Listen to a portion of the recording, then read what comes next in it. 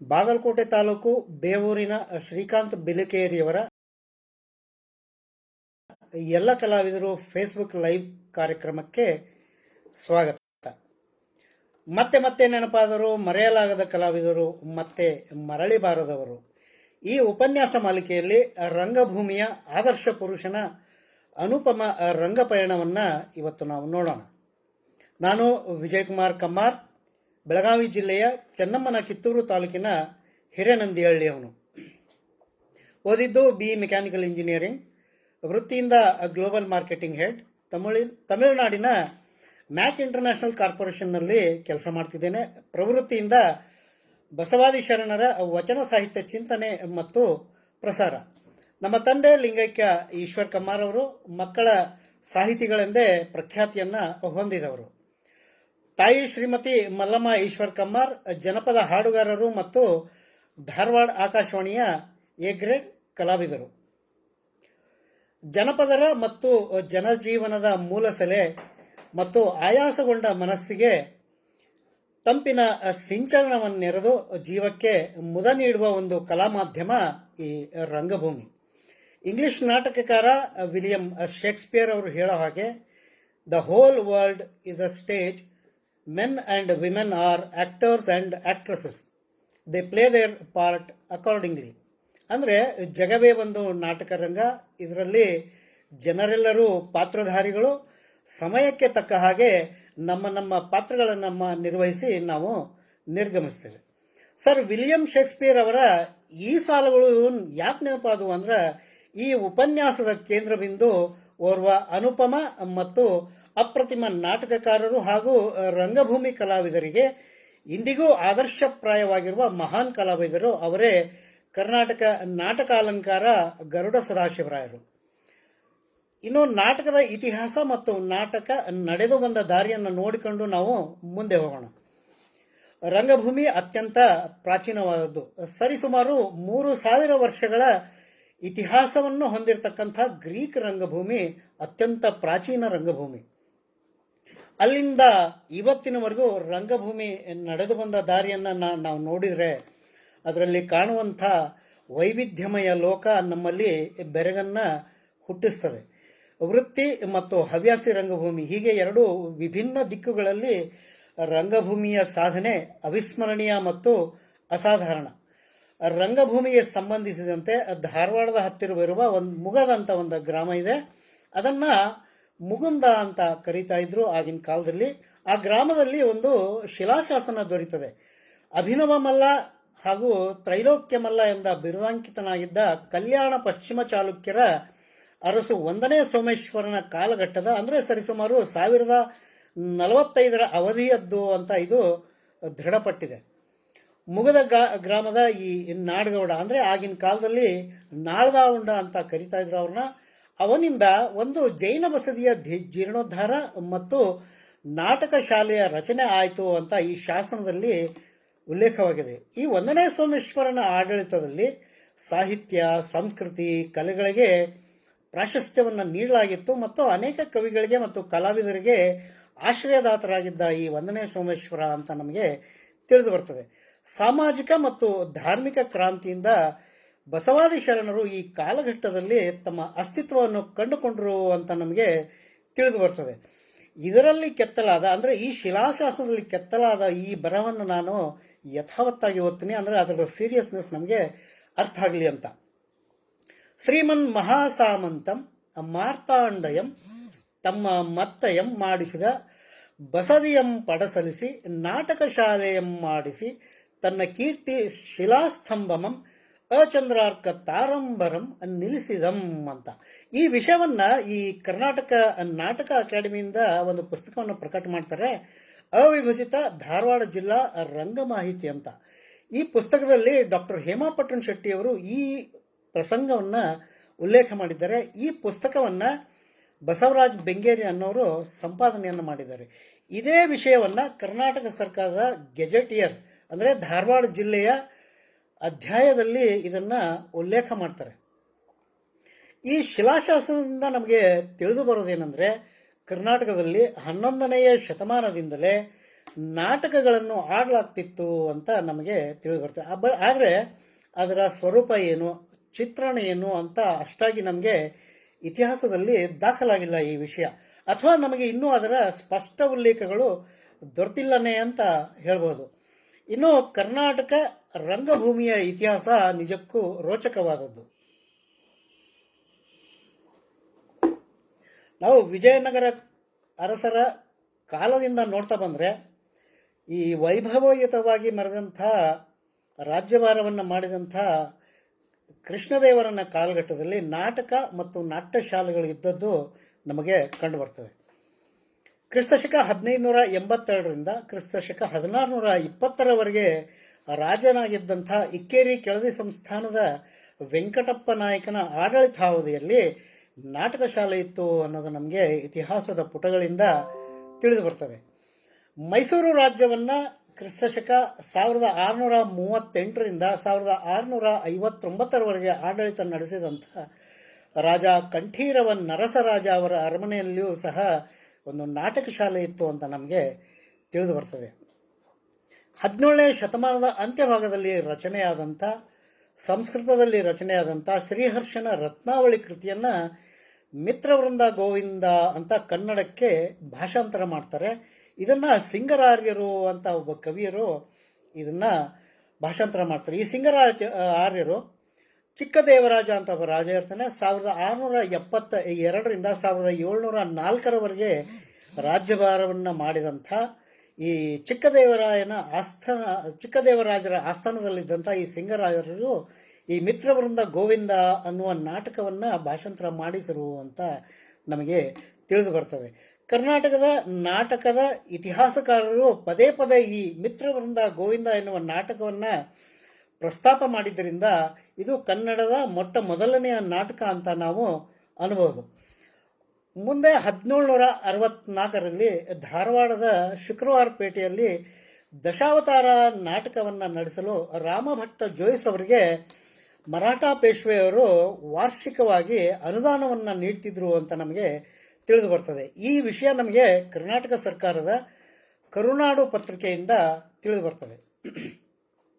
ಆದರೆ ಕರ್ನಾಟಕ ರಂಗಭೂಮಿಗೆ ಒಂದು ಸ್ಪಷ್ಟ ಚಿತ್ರಣ ಬಂದಿದ್ದು ಸುಮಾರು 1860ರಿಂದ 1885 ವರ್ಷಗಳಲ್ಲಿ. ಅಂದರೆ ಸರಿಸುಮಾರು ಈ 25 ವರ್ಷಗಳಲ್ಲಿ ಕನ್ನಡದ ರಂಗಭೂಮಿಗೆ ಒಂದು ಸ್ಪಷ್ಟ ಚಿತ್ರಣ ಬರುತ್ತೆ ಅಂತ ಈ ನಾಟಕ ಇತಿಹಾಸಕಾರರು ಅಭಿಪ್ರಾಯಪಡ್ತಾರೆ.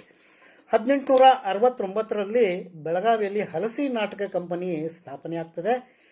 1872ರಲ್ಲಿ ಧಾರವಾಡದಲ್ಲಿ ಶರತ್ಪುರ ನಾಟಕ ಮಂಡಳಿ ಅಂತ ಸ್ಥಾಪನೆ ಆಗ್ತದೆ. 1887ರಲ್ಲಿ ಗದಗಿನಲ್ಲಿ ಸಕ್ರಿ ಬಾಳಾಚಾರ್ಯರು ಇವರನ್ನ ಶಾಂತ ಕವಿಗಳು ಎಂದೇ ನಾವು ಕರೀತಾರೆ.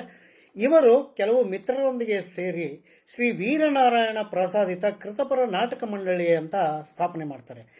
1882ರಲ್ಲಿ ಶ್ರೀ ಮುಮ್ಮಡಿ ಕೃಷ್ಣರಾಜ ಒಡೆಯರ್ ಅವರು ಮೈಸೂರು ಅರಮನೆಯಲ್ಲಿ ಚಾಮರಾಜೇಂದ್ರ ನಾಟಕ ಸಭೆಯನ್ನು ಪ್ರಾರಂಭ ಮಾಡ್ತಾರೆ. ಅಂದರೆ ನಾನು ಯಾಕೆ ಇದನ್ನು ಹೇಳ್ತಾ ಇದ್ದೀನಿ, ಯಾಕೆ ಉಲ್ಲೇಖ ಮಾಡ್ತಿದ್ದೀನಿ ಅಂದರೆ ಈ ಎಲ್ಲ ಮಹನೀಯರು ಆಧುನಿಕ ಕನ್ನಡ ರಂಗಭೂಮಿಗೆ ಚಾಲನೆ ದೊರಕಿಸಿಕೊಟ್ಟರು ಅನ್ನೋದನ್ನು ನಮ್ಮ ಇತಿಹಾಸದ ನಾಟಕಕಾರರು ದಾಖಲೆ ಮಾಡ್ತಾರೆ. ಇದೇ ಫೇಸ್ಬುಕ್ ಲೈವ್ ಕಾರ್ಯಕ್ರಮದಲ್ಲಿ ಕವಿಗಳು ಮತ್ತು ನಾಟಕಕಾರರಂತಹ ಬಾಗಲಕೋಟೆ ಜಿಲ್ಲೆಯ ಬನಹಟ್ಟಿಯ ಶ್ರೀ BR ಪೊಲೀಸ್ ಪಾಟೀಲ್ ಅವರು ರಂಗಭೂಮಿ ಬೆಳೆದು ಬಂದ ದಾರಿ ಅನ್ನೋ ಒಂದು ಉಪನ್ಯಾಸ ನೀಡ್ತಾರೆ. ಅದರಲ್ಲಿ ವಿವಿಧ ಪ್ರಕಾರಗಳಲ್ಲಿ ಈ ರಂಗಭೂಮಿ ವಿಕಾಸವಾದ ಮಾಹಿತಿಯನ್ನು ಅತ್ಯಂತ ಪ್ರಬುದ್ಧವಾಗಿ ನೀಡಿದರು. ಅದರಲ್ಲಿನ ಕೆಲವು ಆಯ್ದ ಭಾಗಗಳನ್ನು ನಾನಿಲ್ಲಿ ಉಲ್ಲೇಖ ಮಾಡ್ತೀನಿ. ಯಾಕಂದರೆ ಗರುಡ ಸದಾಶಿವರಾಯರ ನಾಟಕ ಪರಂಪರೆ ಹೇಗೆ ನಡೆದು ಬಂತು ಅನ್ನೋ ತಿಳ್ಕೊಳ್ಳೋದಕ್ಕೆ ಇವೆಲ್ಲ ಮಾಹಿತಿಗಳು ನಮಗೆ ಬೇಕಾಗ್ತವೆ. ಈ BR ಪೊಲೀಸ್ ಪಾಟೀಲ್ ಅವರು ಹೇಳಿದಂಥ ಕೆಲವೊಂದು 4-5 ಲೈನ್ಗಳನ್ನು ಉಲ್ಲೇಖ ಮಾಡ್ತೀನಿ ಇಲ್ಲಿ. ಮನುಷ್ಯನ ಶಿಕ್ಷಣ ಮತ್ತು ಅಧ್ಯಾತ್ಮ ಚಿಂತನೆಗಾಗಿ ಮನರಂಜನೆಯ ಜೊತೆಗೆ ಜನರಂಜನೆ, ಜನಶಿಕ್ಷಣ, ಜನಕಲ್ಯಾಣಕ್ಕಾಗಿ ಈ ನಾಟಕ ಕಲೆ ಹುಟ್ಟುಕೊಂತು ಅಂತ. Drama is the manifold activity, the play upholds life artistically ಅಂತ BR ಪೊಲೀಸ್ ಪಾಟೀಲರು ಅಭಿಪ್ರಾಯ ಪಡ್ತಾರೆ. ಮುಂದೆ ಅವ್ರು ಹೇಳ್ತಾರೆ, ಇದರಲ್ಲಿ ಸಾಹಿತ್ಯ, ಸಂಗೀತ, ನೃತ್ಯ, ಮಾತು, ಅಭಿನಯ ಎಲ್ಲವನ್ನೂ ಈ ನಾಟಕ ಒಳಗೊಂಡಿದೆ. ನಿರ್ದೇಶಕ, ನೇಪಥ್ಯ ಕಲಾವಿದರು, ಪರದೆ ಬರೆಯೋರು, ವೇಷಭೂಷಣಗಳನ್ನು ಸಿದ್ಧಪಡಿಸೋರು, ರಂಗಸಜ್ಜಿಕೆಯನ್ನು ತಯಾರು ಮಾಡುವವರು, ಇಂಥ ಸುಮಾರು ಜನರು ಸೇರಿಕೊಂಡು ಎಲ್ಲ ಸೇರಿ ಒಂದು ಸಮೂಹ ಕಲೆಯನ್ನು ಪ್ರದರ್ಶನ ಮಾಡ್ತಾರೆ. ಆಮೇಲೆ ಈ ಕಲೆ ಮತ್ತು ಈ ಕಲೆಗೊಂದು ಸಂಸ್ಕೃತಿ ಮತ್ತು ಪರಂಪರೆ ಇದೆ. ಈ ರಂಗಭೂಮಿಯನ್ನು 4 ಪ್ರಕಾರಗಳಲ್ಲಿ ವಿಂಗಡಣೆಯನ್ನು ಮಾಡಬಹುದು ನಾವು. ಒಂದು ಜನಪದ ರಂಗಭೂಮಿ, ಇನ್ನೊಂದು ವೃತ್ತಿ ರಂಗಭೂಮಿ, ಹವ್ಯಾಸಿ ರಂಗಭೂಮಿ, ಆಮೇಲೆ 4ನೇದಾಗಿ ಜನರಂಗಭೂಮಿ. ಅಂದರೆ ಈ ಜನರಂಗಭೂಮಿ ಅಂದರೆ ಬೀದಿ ನಾಟಕಗಳು. ಜನಪದರಲ್ಲಿದ್ದ ಮೌಖಿಕ ಸಂಪ್ರದಾಯಗಳು ಜನಪದ ರಂಗಭೂಮಿಗೆ ಇವು ಪ್ರಾರಂಭಿಕ ಹಂತಗಳು, ಅಥವಾ ನಾವೇನು ಮಜಲುಗಳು ಅಂತೀವಿ, ಇವು ಜನಪದ ರಂಗಭೂಮಿಗೆ ಪ್ರಾರಂಭಿಕ ಹಂತಗಳು. ಅಂದರೆ ಮೌಖಿಕವಾದ ಸಂಪ್ರದಾಯಗಳು. ಈ ಅಭಿವ್ಯಕ್ತಿಗೆ ಮೂಲ ಸೆಲೆ ಅಂದರೆ ಈ ಸಂಜ್ಞೆ. ಈ ಸಂಜ್ಞೆಯಿಂದ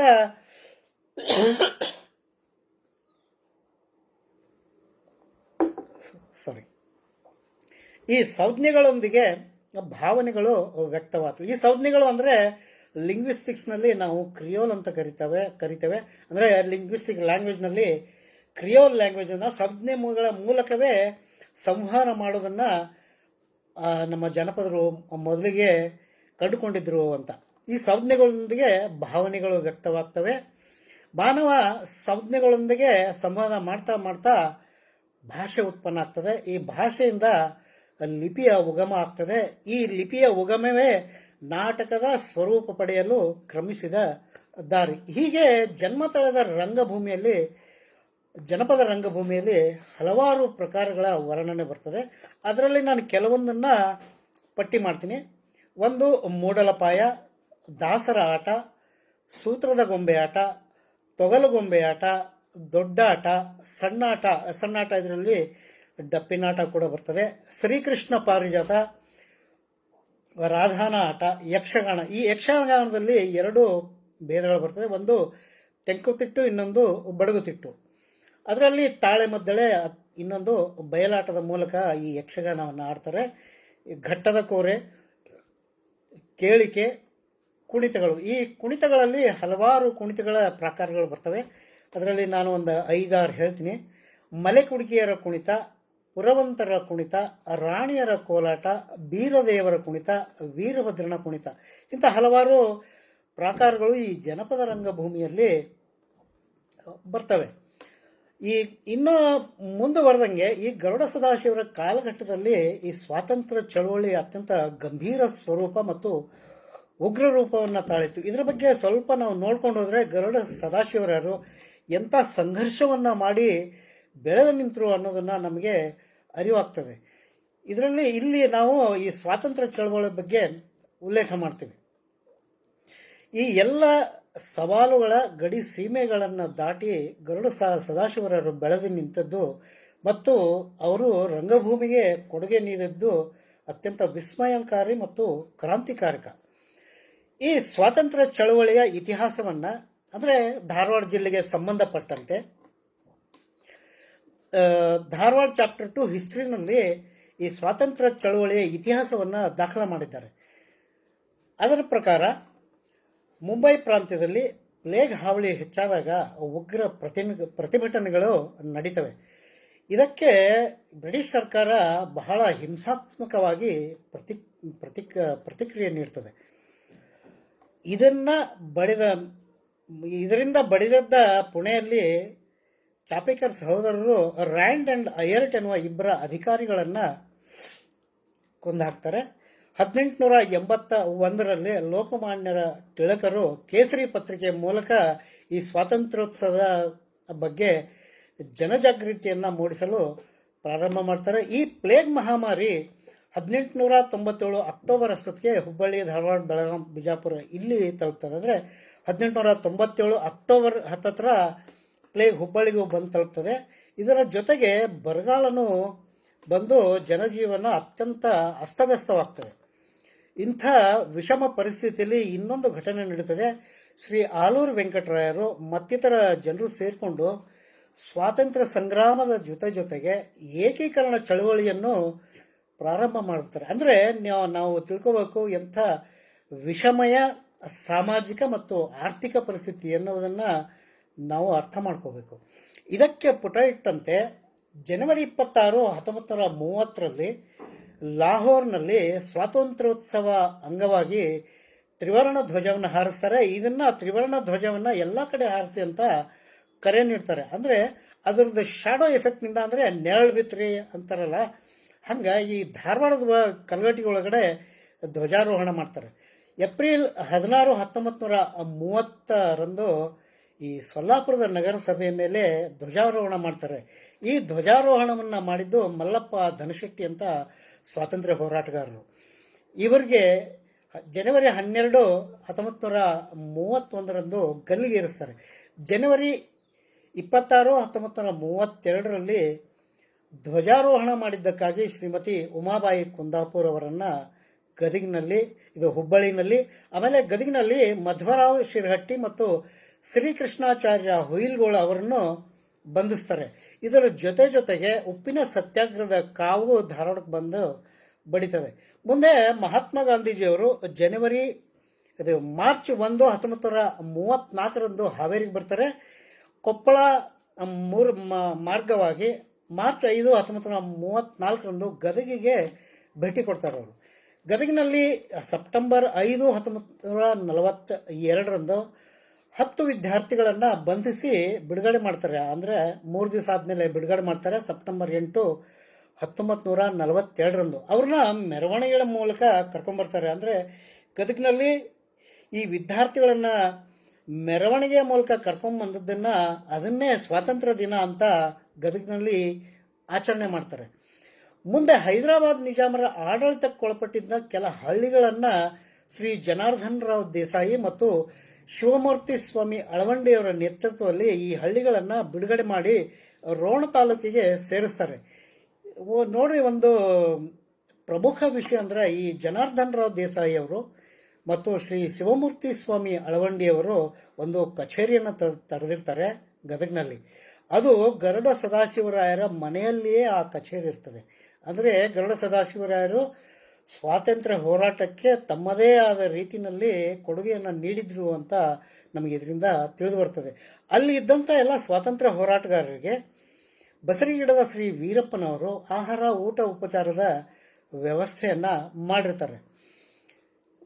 ಮುಂದೆ ನಾವು ನೋಡೋದೇನೆಂದರೆ, ಧಾರವಾಡ, ಬೆಳಗಾವಿ, ಬಿಜಾಪುರನ್ನು ಈ ಒಳಗೊಂಡಂತೆ ಈ ಪ್ರದೇಶವನ್ನು ಬ್ರಿಟಿಷರು ಸದರನ್ ಮರಾಠಾ ಕಂಟ್ರಿ ಅಂತ ಕರೀತಿರ್ತಾರೆ. ಸಹಜವಾಗಿ ಈ ಪ್ರದೇಶದಲ್ಲಿ ಮರಾಠಿಗರ ಪ್ರಭಾವ ಇರ್ತದೆ. ಮರಾಠಿ ಮತ್ತು ಇಂಗ್ಲೀಷ್ನಲ್ಲಿ ವಿದ್ಯಾಭ್ಯಾಸ ಆಗ್ತಿರೋದ್ರಿಂದ ಸಹಜವಾಗಿ ಕನ್ನಡಕ್ಕೆ ಪ್ರಾಶಸ್ತ್ಯ ಇರಲಿಲ್ಲ ಆ ಕಾಲದಲ್ಲಿ. ಅದಕ್ಕಾಗಿ ಕನ್ನಡವನ್ನು ಬೆಳೆಸೋದಕ್ಕಾಗಿಯೇ ನಮ್ಮ ಜ್ಞಾನಪೀಠ ಪ್ರಶಸ್ತಿ ವಿಜೇತರಾದಂಥ ಡಾಕ್ಟರ್ ದ ರಾ ಬೇಂದ್ರೆ ಅವರು, ಶ್ರೀ ಬಸವನಾಳ್ ಅವರು, ಶ್ರೀ ಗದ್ದಗಿಮಠ್ ಅವರು, ಡಾಕ್ಟರ್ ಹರಡೇಕರ್ ಮಂಜಪ್ಪ, ಡಾಕ್ಟರ್ ಫಗು ಹಳಕಟ್ಟಿ ಅವರು, ಇಂದು ಮುಂತಾದ ಸುಮಾರು ದೊಡ್ಡ ಪಟ್ಟಿನೇ ಇದೆ. ಕನ್ನಡಕ್ಕಾಗಿ ತಮ್ಮ ತನುಮನ ಧನವನ್ನು ನೀಡಿದಂಥವರು ಪಟ್ಟಿ ಭಾಳ ದೊಡ್ಡದೆ. ನನಗೆ ತಿಳಿದಂಥ ಒಂದು 7-8 ಜನರ ಹೆಸರು ಹೇಳಿದ್ದೀನಿ. ಇವರೆಲ್ಲ ಸೇರ್ಕೊಂಡು ಏನು ಮಾಡ್ತಾರೆ, ಶೈಕ್ಷಣಿಕ ಮತ್ತು ಸಾಹಿತ್ಯ ಕ್ರಾಂತಿಯಿಂದ ಧಾರವಾಡವನ್ನು ಒಂದು ವಿದ್ಯಾಕೇಂದ್ರವನ್ನಾಗಿ ಬೆಳೆಸ್ತಾರೆ. ಹಾಗೆಯೇ ಹುಬ್ಬಳ್ಳಿಯಲ್ಲಿ ಈ ವಾಣಿಜ್ಯ ಕೇಂದ್ರ ಆಗ್ತದೆ. ಅಂದರೆ ಧಾರವಾಡ ಶೈಕ್ಷಣಿಕ ಕೇಂದ್ರ, ಹುಬ್ಬಳ್ಳಿ ವಾಣಿಜ್ಯ ಕೇಂದ್ರವಾಗಿ ಮುಂದುವರಿತದೆ. ಇದರಿಂದ ಲೇಖಕರು, ನಾಟಕಕಾರರು, ನಟ ನಟಿಯರು ಇಲ್ಲಿ ನೆಲೆಯೂರಕ್ಕೆ ಅನುಕೂಲ ಆಗ್ತದೆ. ಅಂದರೆ 20ನೇ ಶತಮಾನದ ಆದಿಭಾಗದಲ್ಲಿ, ಅಂದರೆ ಸುಮಾರು 1900ರಿಂದ 1940ರ ಆಸುಪಾಸಿನಲ್ಲಿ ಕನ್ನಡದ ವೃತ್ತಿರಂಗಭೂಮಿಗೆ ಅತ್ಯಂತ ಉಚ್ಛ್ರಾಯ ಸ್ಥಿತಿ. ಆ ಕಾಲಘಟ್ಟದಲ್ಲಿ ಎಲ್ಲ ನಾಟಕ ರಂಗಗಳು ಅತ್ಯಂತ ಉನ್ನತ ಸ್ಥಿತಿಯಲ್ಲಿದ್ದವು ಅಂತ ನಮಗೆ ತಿಳಿದು ಬರ್ತದೆ. ಆಗಿನ ಕಾಲದಲ್ಲಿ ಆಡ್ತಿದ್ದ ನಾಟಕಗಳಂದರೆ ನರಗುಂದ ಬಂಡಾಯ, ಕಿತ್ತೂರು ಚೆನ್ನಮ್ಮ, ಸಂಗೊಳ್ಳಿ ರಾಯಣ್ಣ, ಎರಡನೆಯ ಬಾಜಿರಾವ್ ಮುಂತಾದ ನಾಟಕಗಳು ಈ ಜನಮಾನಸದಲ್ಲಿ ಸ್ವಾತಂತ್ರ್ಯದ ಕಿಡಿಯನ್ನು ಹಚ್ಚಿಸೋದ್ರಲ್ಲಿ ಯಶಸ್ವಿ ಆಗ್ತದೆ. ಅಂದರೆ ನಾಟಕಗಳ ಮೂಲಕ ಸ್ವಾತಂತ್ರ್ಯದ ಕಿಡಿಯನ್ನು ಹಚ್ಚುವಲ್ಲಿ ಈ ಎಲ್ಲ ನಾಟಕಕಾರರು, ಎಲ್ಲ ಮಹನೀಯರು ತಮ್ಮದೇ ಆದ ಕೊಡುಗೆಗಳನ್ನು ನೀಡಿದರು ಅಂತ ನಾವು ಕಂಡ್ಕೋಬಹುದು. ಈ ನಾಟಕಗಳನ್ನು ಯಶಸ್ವಿಯಾಗಿ ಪ್ರಯೋಗಿಸಿದವರಲ್ಲಿ ಗರುಡ ಸದಾಶಿವರಾಯರು, ಬಸವನಗೌಡ ಅಬ್ಬಿಗೇರಿಯವರು, ಶ್ರೀ ಸಕ್ರಿ ಬಾಳಾಚಾರ್ಯವರು, ವಾಮನ ಮಾಸ್ತರ್ ಅವರು ಮುಂತಾದವರು ಪ್ರಮುಖರು. ಅಂದರೆ ಬಹಳ ಜನ ಇದ್ದಾರೆ. ನನಗೆ ಗೊತ್ತಿರೋದರಲ್ಲಿ ಒಂದು 5-6 ಜನನ ನಾನಿಲ್ಲಿ ಹೆಸರಿಸ್ತಾ ಇದ್ದೀನಿ. ನೋಡಿ, ಬ್ರಿಟಿಷರು ಭಾರತವನ್ನು ಕಲ್ಕತ್ತಾ ಮೂಲಕ ಪ್ರವೇಶ ಮಾಡ್ತಾರೆ. ಹಾಗಾಗಿ ಕಲ್ಕತ್ತಾದಲ್ಲಿ ಅವರು ತಮ್ಮ ನಾಟಕ ಪರಂಪರೆಯನ್ನು ಬೆಳೆಸ್ತಾರೆ. ಕಲ್ಕತ್ತಾ ಬಿಟ್ಟರೆ ನೆಕ್ಸ್ಟು ರಂಗಭೂಮಿಗೆ ನೆಲೆ ಸಿಕ್ಕಿದ್ದು ಮುಂಬೈನಲ್ಲಿ. ಮುಂಬೈನಲ್ಲಿ ಸಕ್ರಿಯವಾಗಿದ್ದಂಥ ಮರಾಠಿ ನಾಟಕಗಳು ಕ್ರಮೇಣ ಉತ್ತರ ಕರ್ನಾಟಕದಲ್ಲಿ ತಮ್ಮ ಛಾಪನ್ನು ಮೂಡಿಸುವ ಪ್ರಯತ್ನವನ್ನು ಮಾಡ್ತವೆ. ಈ ವಿಠಲ ಭಕ್ತ ಪರಂಪರೆಯ ಕೀರ್ತನಕಾರರ ಮೂಲಕ ಈ ಮರಾಠಿ ನಾಟಕಗಳು ಕರ್ನಾಟಕವನ್ನು ಪ್ರವೇಶ ಮಾಡ್ತವೆ. ಸುಮಾರು 1850ರಿಂದ 1880ರವರೆಗೆ ಈ 3 ದಶಕಗಳಲ್ಲಿ ಆಡಳಿತಾತ್ಮಕವಾಗಿ, ಸಾಂಸ್ಕೃತಿಕವಾಗಿ, ಶೈಕ್ಷಣಿಕವಾಗಿ ಈ ಇಡೀ ಪ್ರದೇಶ ಮರಾಠಿಮಯವಾಗಿರ್ತದೆ.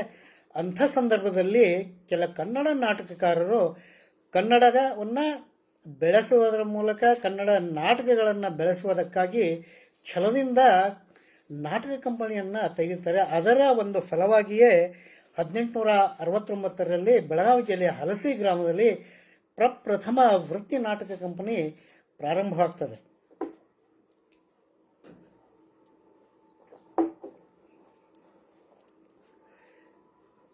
ಇನ್ನು ಮುಂದುವರೆದಂತೆ ನಾಟಕ ಕಂಪನಿಗಳು ಗಣನೀಯವಾಗಿ ಪ್ರಾರಂಭ ಆಗ್ತವೆ. ಆಗಿನ ಕಾಲಕ್ಕೆ ಸುಮಾರು 125ರಿಂದ 150 ನಾಟಕ ಕಂಪನಿಗಳು ಕರ್ನಾಟಕದಲ್ಲಿ ಸಕ್ರಿಯವಾಗಿದ್ದವು ಅನ್ನೋದು ನಮಗೆ ತಿಳಿದು ಬರ್ತದೆ. ಈ ಸಂಗೀತ ಪ್ರಧಾನವಾಗಿದ್ದ ನಾಟಕಗಳು ಹೆಚ್ಚಾಗಿದ್ದ ಕಾಲಘಟ್ಟದಲ್ಲಿ ಕನ್ನಡದ ರಂಗಭೂಮಿಗೆ ಒಂದು ಹೊಸ ಕಳೆ ನೀಡಿ ಗಟ್ಟಿಯಾದ ಚೌಕಟ್ಟನ್ನು ಒದಗಿಸಿ ವೃತ್ತಿ ರಂಗಭೂಮಿಯನ್ನು ಶ್ರೀಮಂತಗೊಳಿಸುವಲ್ಲಿ ಅನೇಕ ಮಹನೀಯರಿದ್ದಾರೆ. ಅವರಲ್ಲಿ ಕೆಲವು ಜನರನ್ನು ನಾನಿಲ್ಲಿ ಹೆಸರಿಸ್ತೀನಿ. ವರದಾಚಾರ್ಯರು, ಸಕ್ರಿ ಬಾಳಾಚಾರ್ಯರು, ನಾನು ಆವಾಗಲೇ ಹೇಳ್ದಂಗೆ ಶಾಂತ ಕವಿಗಳು ಅಂತ, ವಾಮನ್ ರಾವ್ ಮಾಸ್ತರು, ಗುಬ್ಬಿ ವೀರಣ್ಣನವರು, ಸುಬ್ಬಯ್ಯ ನಾಯ್ಡುನವರು, ಕೆ ಹಿರಣ್ಯ ನಮ್ಮ ಮಾಸ್ಟರ್ ಹಿರಣ್ಣಯ್ಯನವರ ತಂದೆಯವರು, ಶಿರಹಟ್ಟಿ ವೆಂಕೋಬರಾಯರು, ಹಲಗೇರಿ ಜಟ್ಟಪ್ಪನವರು, ಕಂದಗಲ್ಲ ಹನುಮಂತರಾಯರು, ಪಿ ಬಿ ದುತ್ತರ್ಗಿಯವರು, ಏಣಗಿ ಬಾಳಪ್ಪನವರು, ಈ ಮುಂತಾದವರು ಪ್ರಮುಖರು. ಇವರ ಪಟ್ಟಿ ನಾನು ಆಗಲೇ ಹೇಳ್ದಂಗೆ ಭಾಳ ದೊಡ್ಡದಿದೆ. ನನಗೆ ತಿಳಿದಷ್ಟನ್ನು ಇಲ್ಲಿ ನಾನು ಉಲ್ಲೇಖ ಮಾಡ್ತೀನಿ. ಇಂಥ ಮಹನೀಯರ ಪಟ್ಟಿಯಲ್ಲಿ ಗಟ್ಟಿಯಾಗಿ ನಿಲ್ತಕ್ಕಂಥ ಇನ್ನೊಂದು ಹೆಸರೇ ನಮ್ಮ ಇಂದಿನ ಉಪನ್ಯಾಸ ಮಾಲಿಕೆಯ ಕೇಂದ್ರ ಬಿಂದು ಗರುಡ ಸದಾಶಿವರಾಯರು. ಸರಿಸುಮಾರು ಅರ್ಧ ಶತಮಾನಗಳ ಕಾಲ ರಂಗಭೂಮಿಯನ್ನು ಅನಭಿಷಿಕ್ತ ದೊರೆಯಂತೆ ಆಳಿದ ಗರುಡ ಸದಾಶಿವರಾಯರನ್ನು ನಾಟಕಾಲಂಕಾರ, ಅಭಿನಯ ಕೇಸರಿ, ನಾಟ್ಯಾಚಾರ ಎಂಬ ಬಿರುದುಗಳಿಂದ ಗೌರವಿಸ್ತಾರೆ. ಇವರು ರಂಗಭೂಮಿಯನ್ನು ಒಂದು ಪವಿತ್ರ ಮಂದಿರದಂತೆ ಕಂಡಂಥ ಮಹನೀಯರು. ತಮ್ಮ ಅಸ್ಖಲಿತ ಮತ್ತು ಬೋರ್ಗರೆವ ಮಾತುಗಳಿಂದ ವೃತ್ತಿ ರಂಗಭೂಮಿಗೆ ವಿಶ್ವವಿದ್ಯಾಲಯದಂತೆ ಒಂದು ರೀತಿಯ ಶಿಸ್ತನ್ನು ತಂದುಕೊಟ್ಟ ಇಡೀ ಕರ್ನಾಟಕವನ್ನೇ ರಂಗಭೂಮಿಯನ್ನಾಗಿಸಿದ ಕೀರ್ತಿ ಗರುಡ ಸದಾಶಿವರಾಯರಿಗೆ ಸಲ್ತದೆ. ಇನ್ನು ಗರುಡ ಸದಾಶಿವರಾಯರ ಬಗ್ಗೆ ನಾನೊಂದು ಉಪನ್ಯಾಸ ಮಾಡಬೇಕು ಸರ್, ಅದಕ್ಕೆ ಒಂದು ಪೂರಕ ಮಾಹಿತಿಯನ್ನು ಕೊಡಿ ಅಂತ ಅವರ ಮೊಮ್ಮಗ ಡಾಕ್ಟರ್ ಪ್ರಕಾಶ್ ಗರುಡ ಅವರು ಧಾರವಾಡದಲ್ಲಿದ್ದಾರೆ. ಅವ್ರನ್ನ ಕೇಳಿದಾಗ ಅವರು ತುಂಬ ಅಭಿಮಾನದಿಂದ ಮತ್ತು ಪ್ರೀತಿಯಿಂದ ಎಲ್ಲ ಮಾಹಿತಿಗಳನ್ನು ನನಗೆ ನೀಡಿದರು. ಅವರು ಪಾಪ, ಅದಕ್ಕಾಗಿ ಈ ಮೂಲಕ ಅವರಿಗೆ ಕೃತಜ್ಞತೆ ಮತ್ತು ಧನ್ಯವಾದಗಳನ್ನು ಅರ್ಪಿಸ್ತೇನೆ. ಅವರು ಹೇಳಿದಂಥ ಕೆಲವು ಮಾಹಿತಿಗಳನ್ನು ತಮ್ಮ ಮುಂದೆ ಇಲ್ಲಿ ನಾನು ಹಂಚಿಕೊಳ್ತಿದ್ದೇನೆ. ಈಗ ಗರುಡ ಸದಾಶಿವರಾಯರ ಕುಟುಂಬ ವ್ಯವಸ್ಥೆಯನ್ನು ನೋಡೋಣ. ಸಂಸ್ಕೃತ ಪಂಡಿತರಾಗಿದ್ದಂಥ ವೈದ್ಯ ಮನೆತನದವರಾದ ಶ್ರೀ ಗುರುನಾಥ ಭಟ್ಟರು ಮತ್ತು ಸುಭದ್ರ ಬಾಯಿಯವರ ಜ್ಯೇಷ್ಠ ಪುತ್ರರಾಗಿ ಆಗಸ್ಟ್ 18, 1882ರಲ್ಲಿ ಕೊಪ್ಪಳ ತಾಲೂಕಿನ ಅಳವಂಡಿಯಲ್ಲಿ ಸದಾಶಿವರಾಯರು ಜನಿಸ್ತಾರೆ. ಶ್ರೀ ಗುರುನಾಥ ಭಟ್ಟರು ವೇದ, ಶಾಸ್ತ್ರ ಮತ್ತು ಸಂಪ್ರದಾಯಗಳನ್ನು ಮೈಗೂಡಿಸಿಕೊಂಡಿದ್ದಂಥ ಒಬ್ಬ ಸುಸಂಸ್ಕೃತ ಪಂಡಿತರು. ಜೊತೆಗೆ ಅವರಿಗೆ ಸಂಗೀತದಲ್ಲಿನೂ ಅಭಿರುಚಿ ಇರ್ತದೆ. ಗರುಡ ಸದಾಶಿವರಾಯರ ಅಜ್ಜ ಕಾಶಿನಾಥ ಅಂದರೆ ಈ ಗುರುನಾಥ ಭಟ್ಟರ ಚಿಕ್ಕಪ್ಪ, ಇವರು ಶ್ರೇಷ್ಠ ವೈದಿಕ ಪರಂಪರೆಯ ಶಾಸ್ತ್ರಿಗಳಿರ್ತಾರೆ. ಈ ವೈದಿಕ ಮಂತ್ರಗಳನ್ನು ಗರುಡ ಸದಾಶಿವರಾಯರಿಗೆ ಧಾರೆ ಏರಿತಾರೆ ಈ ಅಜ್ಜ ಕಾಶಿನಾಥ ಶಾಸ್ತ್ರಿಗಳು. ಇವರಿಗೆ ಒಬ್ಬ ಸಹೋದರ ಸಂಭಾಜಿರಾಯ ಅಂತ, ಒಬ್ಬ ಸಹೋದರಿ ರಾಧಾಬಾಯಿ ಅಂತ. ಗರುಡ ಸದಾಶಿವರಾಯರು 4 ವರ್ಷ ಪ್ರಾಯದವರಿದ್ದಾಗ ಅವರ ತಾಯಿ ಸುಭದ್ರಬಾಯಿಯವರು 3ನೇ ಹೆರಿಗೆ ಸಂದರ್ಭದೊಳಗೆ ನಿಧನರಾಗ್ತಾರೆ. ತದನಂತರ ಸದಾಶಿವರಾಯರು ಅವರ ಚಿಕ್ಕಮ್ಮ ಅಂದರೆ ಸುಭದ್ರಾಬಾಯಿಯವರ ತಂಗಿಯಲ್ಲಿ ರಾಧಾಬಾಯಿಯವರಲ್ಲಿ ಆಶ್ರಯ ಪಡಿತಾರೆ. ಈ ರಾಧಾಬಾಯಿಯವರು ಸಂಪ್ರದಾಯಸ್ಥ ಹಿನ್ನೆಲೆಯುಳ್ಳ ಗದಗಿನ ಗಿಣಿಗೇರಿ ಮತ್ತು ಸುತ್ತಮುತ್ತಲಿನ ಹಳ್ಳಿಗಳಲ್ಲಿ 7-8 ಹಳ್ಳಿಗಳಿಗೆ ಶಾನುಭೋಗರಾಗಿರ್ತಾರೆ. ಕುಲಕರ್ಣಿ ಕೃಷ್ಣರಾಯರು ಅಂತ ಅವರ ರಾಧಾಬಾಯಿಯವರ ಈ ಕೃಷ್ಣ ಕುಲಕರ್ಣಿಯವರ ಧರ್ಮಪತ್ನಿ. ರಾಧಾಬಾಯಿಯವರು ತಮ್ಮ ಅಕ್ಕನ ಮಕ್ಕಳಾದ ಸದಾಶಿವರಾಯರನ್ನ, ಸಂಭಾಜಿರಾಯರನ್ನ, ರಾಧಾಬಾಯಿಯವ್ರನ್ನ ಬಹಳ ಅಕ್ಕರೆಯಿಂದ ಮತ್ತು ಉತ್ತಮ ಸಂಸ್ಕಾರ ಮತ್ತು ಸಂಪ್ರದಾಯದ ನೀಡ್ತಾ ಬೆಳೆಸ್ತಾರೆ. ಗರುಡ ಸದಾಶಿವರಾಯರು ಗುರುನಾಥ ಶಾಸ್ತ್ರಿಗಳ ತಾಯಿ ಅಂದರೆ ಅಂಬಮ್ಮನವರ ಮುದ್ದಿನ ಮೊಮ್ಮಗನಾಗಿ ಬೆಳೀತಾರೆ. ಅವರಿಬ್ಬರ ಅನ್ಯೋನ್ಯವಾದ ಸಂಬಂಧಗಳನ್ನು ಬಹಳ ಕಡೆ ಬಹಳ ಜನರು ಉಲ್ಲೇಖ ಮಾಡಿದ್ದಾರೆ. ಅದನ್ನು ನಾವು ಮುಂದಿನ ಉಪನ್ಯಾಸದಲ್ಲಿ ನೋಡೋಣ. ಮುಂದೆ ತಾಯಿ ಶ್ರೀಮತಿ ಸುಭದ್ರಾಬಾಯಿ ಅವರ ಸಹೋದರ ಭೀಮಸೇನ್ ರಾಯರು ಇವರನ್ನು ರಾಯಚೂರಿಗೆ ಕರ್ಕೊಂಬರ್ತಾರೆ. ಈ ಭೀಮಸೇನ್ ರಾಯರು ರಾಯಚೂರಿನ ಹತ್ತಿಯ ಗಿರಣಿಗಳಲ್ಲಿ ಕೆಲಸ ಮಾಡ್ತಿರ್ತಾರೆ. ಹಾಗಾಗಿ ಈ ಗರುಡ ಸದಾಶಿವರಾಯರ ಪ್ರಾಥಮಿಕ ವಿದ್ಯಾಭ್ಯಾಸ ರಾಯಚೂರಿನಲ್ಲಾಗ್ತದೆ. ಇಂಟರ್ವರೆಗಿನ ವಿದ್ಯಾಭ್ಯಾಸ ಸಮಯದಲ್ಲಿ ಅವರ ಶಿಕ್ಷಕರಾಗಿದ್ದಂಥ ಪಂಡರಿನಾಥ ಅವರ ಪ್ರಭಾವದಿಂದ ಇವರಿಗೆ ಸಾಹಿತ್ಯವನ್ನು ಓದೋದು, ಬರೆಯೋದು ಈ ಎಲ್ಲ ಹವ್ಯಾಸಗಳನ್ನು ಗರುಡ ಸದಾಶಿವರಾಯರು ಬೆಳೆಸುವಂತಾರೆ. ಅಂದರೆ ಈ ವಿದ್ಯಾಭ್ಯಾಸದ ಜೊತೆಗೇ ಶಾಸ್ತ್ರೀಯ ಸಂಗೀತ ಮತ್ತು ರಂಗ ತಾಲೀಮನ್ನು ಕೂಡ ಈ ಗರುಡ ಸದಾಶಿವರಾವ್ ರಾಯಚೂರಿನಲ್ಲಿ ಪಡಿತಾರೆ. ಈ ಮನೋಹರ ಗ್ರಂಥಮಾಲಾ ಅಂತ ಧಾರವಾಡದಲ್ಲಿ ಇದು ಒಂದು ಪ್ರಕಾಶನ ಸಂಸ್ಥೆ. ಈ ಪ್ರಕಾಶನದಲ್ಲಿ ಮೂಡಿವಂಥ ಗರುಡ ಸದಾಶಿವರಾಯರ ಸಮಗ್ರ ನಾಟಕ ಸಂಪುಟ 1, ಸಂಪುಟ 2ರಲ್ಲಿ ಅವರ 14 ನಾಟಕಗಳನ್ನು ಪ್ರಕಟ ಮಾಡಿದ್ದಾರೆ. ಈ ಪುಸ್ತಕಗಳ ಮುನ್ನುಡಿಯಲ್ಲಿ ಗರುಡ ಸದಾಶಿವರಾಯರ ಜೀವನದ ಕೆಲವು ಪ್ರಮುಖ ಘಟ್ಟಗಳನ್ನು ದಾಖಲಿಸಿದ್ದಾರೆ. ಈ ಮುನ್ನುಡಿಯನ್ನು ನಾನು ಆವಾಗಲೇ ಹೇಳ್ದಂಗೆ ಗರುಡ ಸದಾಶಿವರಾಯರ ಮೊಮ್ಮಗ ಡಾಕ್ಟರ್ ಪ್ರಕಾಶ್ ಗರುಡ ಅವರು ಬರೆದಿರ್ತಾರೆ. ಇದರಲ್ಲಿ ಉಲ್ಲೇಖವಾದಂತೆ ಕಲಬುರಗಿ ಸುತ್ತಮುತ್ತಲ ಈ ಸಾರ್ವಜನಿಕ ಕಾರ್ಯಕ್ರಮಗಳಲ್ಲಿ ಗಣೇಶೋತ್ಸವ, ಶಿವಾಜಿ ಜಯಂತಿ, ಇನ್ನಿತರ ಸಾರ್ವಜನಿಕ ಉತ್ಸವಗಳಲ್ಲಿ ನಾಟಕವನ್ನು ಆಡೋದ್ರಿಂದ ಈ ಗರುಡ ಸದಾಶಿವರಾಯರು ಹೈದರಾಬಾದ್ ಕರ್ನಾಟಕ ಮೂಲಕ ತಮ್ಮ ರಂಗ ಪಯಣವನ್ನು ಪ್ರಾರಂಭ ಮಾಡ್ತಾರೆ. 1897ರಲ್ಲಿ ಕಲಬುರಗಿಯ ಪಾಂಡುರಂಗ ಕೃಷ್ಣ ಮಂಡಳಿಯನ್ನು ಸೇರಿದ ಗರುಡ ಸದಾಶಿವರಾಯರು ಲೋಕಮಾನ್ಯ ಟಿಳಕರ ಸ್ವಾತಂತ್ರ್ಯ ಹೋರಾಟದ ಕಥಾನಕವಾದ ಬಂಧ ವಿಮೋಚನೆಯ ನಾಟಕದಲ್ಲಿ ನಾಯಕನ ಪಾತ್ರವನ್ನು ವಹಿಸ್ತಾರೆ. ಅದಾದ ನಂತರ 1899ರಲ್ಲಿ ಕೀಲಿ ದತ್ತೋಪಂತ್ ಅವರ ಶಿವಸುತ ಪ್ರಾಸಾದಿತ ನಾಟಕ ಮಂಡಳಿಯಲ್ಲಿ ಮುಖ್ಯ ನಟರಾಗಿ ಕೆಲಸವನ್ನು ಮಾಡ್ತಾರೆ. ಈ ಮಂಡಳಿಯ ಸುಮಾರು 4 ವರ್ಷಗಳ ಕಾಲ ಹೈದರಾಬಾದ್ ಕರ್ನಾಟಕದಲ್ಲಿ ನಾಟಕಗಳನ್ನು ಪ್ರದರ್ಶನ ಮಾಡ್ತದೆ. ಕಾರಣಾಂತರಗಳಿಂದ ಈ ನಾಟಕ ಮಂಡಳಿ ಮುಚ್ಚೋಗ್ತದೆ. ಮುಂದೆ ಗರುಡ ಸದಾಶಿವರಾಯರು ಕೊಪ್ಪಳದ ದೇಸಾಯಿ ರಾಮರಾಯರ ಸಂಗೀತ ನಾಟಕ ಮಂಡಳಿಯನ್ನು ಸೇರ್ತಾರೆ. ಕೊಣ್ಣೂರಿನ ಕಾಡಸಿದ್ದೇಶ್ವರ ನಾಟಕ ಮಂಡಳಿ ಮತ್ತು ಹೊಂಬಳದ ಶ್ರೀ ಶಂಕರಲಿಂಗೇಶ್ವರ ಸಂಗೀತ ನಾಟಕ ಮಂಡಳಿಗಳಲ್ಲಿ ನಾಟ್ಯಾಚಾರ್ಯರಾಗಿಯೂ ಕೆಲವು ಕಾಲ ಕೆಲಸ ಮಾಡ್ತಾರೆ ಗರುಡ ಸದಾಶಿವರಾಯರು. ನಾನು ಆವಾಗಲೇ ಪ್ರಸ್ತಾಪನೆ ಮಾಡಿದ ಹಾಗೆ ಈ ಸ್ವಾತಂತ್ರ್ಯ ಹೋರಾಟ ಮತ್ತು ಸ್ವಾತಂತ್ರ್ಯ ಚಳವಳಿಯ ವಿಷಮ ಕಾಲಘಟ್ಟದಲ್ಲಿ ಗರುಡ ಸದಾಶಿವರಾಯರು ಗದಗಿನಲ್ಲಿ ನವೆಂಬರ್ 16, 1919ರಲ್ಲಿ ಶ್ರೀ ದತ್ತಾತ್ರೇಯ ಸಂಗೀತ ನಾಟಕ ಮಂಡಳಿಯನ್ನು ಸ್ವತಂತ್ರವಾಗಿ ಸ್ಥಾಪನೆ ಮಾಡ್ತಾರೆ. ಇಂಥ ವಿಷಮ ಕಾಲಘಟ್ಟದಲ್ಲಿ ಒಂದು ಸ್ವತಂತ್ರವಾಗಿ ನಾಟಕ ಮಂಡಳಿಯನ್ನು ಸ್ಥಾಪನೆ ಮಾಡಬೇಕಾದ್ರೆ ಎಂಥ ಗಟ್ಟಿ ಧೈರ್ಯ ಬೇಕು ಅನ್ನೋದನ್ನು ನಾವು ಆ ಸ್ವಾತಂತ್ರ್ಯ ಚಳವಳಿಯ ಪ್ರಭಾವವನ್ನು ನೋಡಿದ್ದೇವೆ. ಅಂಥ ಒಂದು ವಿಷಮ ಪರಿಸ್ಥಿತಿಯಲ್ಲಿ ಗರುಡ ಸದಾಶಿವರಾಯರು ಸ್ವತಂತ್ರವಾಗಿ ನಾಟಕ ಮಂಡಳಿಯನ್ನು ಸ್ಥಾಪನೆ ಮಾಡ್ತಾರೆ. 1905ರಿಂದ 1940ರ ಅವಧಿಯಲ್ಲಿ ರಂಗಭೂಮಿಗೆ ಉತ್ಕೃಷ್ಟ ಕೊಡುಗೆಯನ್ನು ನೀಡಿ ಶ್ರೀಮಂತಗೊಳಿಸಿದ ಮಹನೀಯರುಗಳು ಅನೇಕಿದ್ದಾರೆ.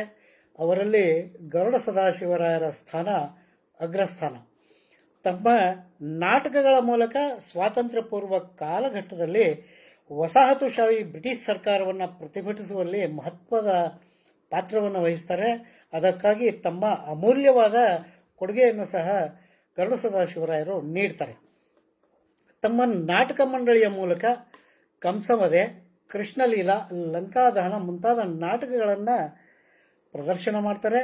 ಇಲ್ಲಿ ಗಮನಿಸಬೇಕಾದ ಒಂದು ವಿಶೇಷತೆ ಇದೆ. ಈ ನಾಟಕದಲ್ಲಿನ ಪಾತ್ರಗಳು ಇವು ಪೌರಾಣಿಕ ನಾಟಕಗಳೇ ಆದರೂ ಸಹ ಬ್ರಿಟಿಷರ ವಿರುದ್ಧ ಘೋಷಣೆ ಕೂಗ್ತಿರುತ್ತಂತೆ ಭಾಸವಾಗ್ತಿರ್ತವೆ, ಕಾಣ್ತಿರ್ತವೆ. ಪ್ರೇಕ್ಷಕರು ಎಷ್ಟು ರೋಮಾಂಚನ ಆಗ್ತಿರ್ತಾರೋ ಭಾರತ್ ಮಾತಾ ಕಿ ಜೈ, ಭಾರತ್ ಮಾತಾ ಕಿ ಜೈ ಅಂತ ಜಯ ಘೋಷಣೆಯನ್ನು ಮಾಡ್ತಿರ್ತಾರೆ. ಕೆಲವೊಂದು ಕಲಾಪ್ರೇಮಿಗಳು ಸ್ಟೇಜ್ ಮೇಲೆ ಹೋಗಿ ಆ ಕಲಾವಿದರಿಗೆ ಗಾಂಧಿ ಟೋಪಿಯನ್ನು ಹಾಕ್ತಿದ್ರು ಅನ್ನೋದನ್ನು ಅವರ ಸಮಕಾಲೀನರು ಹೇಳಿದ್ದನ್ನು ಇತಿಹಾಸ ಪುಟಗಳಲ್ಲಿ ದಾಖಲಾಗಿದೆ. ಮುಂದೆ ನಾನು ಆವಾಗಲೇ ಹೇಳಿದಾಗೆ ಗಾಂಧೀಜಿಯವರು ಗದಗಿಗೆ ಬಂದಿರ್ತಾರೆ. ಮಾರ್ಚ್ 5, 1934ರಲ್ಲಿ ಗದಗಲ್ಲಿ ಮುಕ್ಕಾಂ ಹೂಡಿರ್ತಾರೆ. ಆವಾಗ ಗರುಡ ಸದಾಶಿವರಾಯರು ರಚಿಸಿ, ನಿರ್ದೇಶಿಸಿ, ನಟಿಸಿದ ನಾಟಕ ಸತ್ಯ ಸಂಕಲ್ಪವನ್ನು ವೀಕ್ಷಿಸಿದ ಮಹಾತ್ಮ ಗಾಂಧೀಜಿಯವರು ಅದನ್ನು ಬಹಳಷ್ಟು ಮೆಚ್ಕೊಳ್ತಾರೆ. ಆ ನಾಟಕದಲ್ಲಿದ್ದಂಥ ಈ ಪ್ರೇಕ್ಷಕರು ನೀಡಿರುವಂಥ ಮೆಚ್ಚುಗೆಯನ್ನು ನೋಡಿನೇ ಗಾಂಧೀಜಿಯವರಿಗೆ ಅವರು ಬಹಳ ಮೆಚ್ಕೋತಾರೆ. ಇದು ಇತಿಹಾಸ ಪುಟಗಳಲ್ಲಿ ದಾಖಲಾದ ಒಂದು ಅವಿಸ್ಮರಣೀಯ ಸಂಗತಿ. ಸ್ವಾತಂತ್ರ್ಯ ಸಂಗ್ರಾಮದ ಕಾಳಗಿಚ್ಚಿನಲ್ಲಿ ನಾಟಕಗಳ ಮೂಲಕ ರಾಷ್ಟ್ರೀಯತೆ ಮತ್ತು ಸಾಮಾಜಿಕ ಅವ್ಯವಸ್ಥೆಯನ್ನು ಬಿಂಬಿಸುವ ನಿಟ್ಟಿನಲ್ಲಿ ಗರುಡ ಸದಾಶಿವರು ಮಾಡಿದ ಸಾಹಸಗಾಥೆ ಅದ್ಭುತ ಮತ್ತು ಅವಿಸ್ಮರಣೀಯ ಮತ್ತು ಕ್ರಾಂತಿಕಾರಕ. ಅತ್ಯಂತ ಪ್ರಬುದ್ಧ ನಾಟಕಗಳನ್ನು ಈ ಗರುಡ ಸದಾಶಿವರವರು ರಚನೆ ಮಾಡ್ತಾರೆ. ಅದರ ಕೀರ್ತಿ ಗರುಡ ಸದಾಶಿವರಾಯರಿಗೆ ಸಲ್ತದೆ. ಇವುಗಳು ಚಾರಿತ್ರಿಕ, ಐತಿಹಾಸಿಕ ಮತ್ತು ಸಾಮಾಜಿಕ ಕಳಕಳಿಯನ್ನು ಬಿಂಬಿಸುವಂಥ ನಾಟಕಗಳು.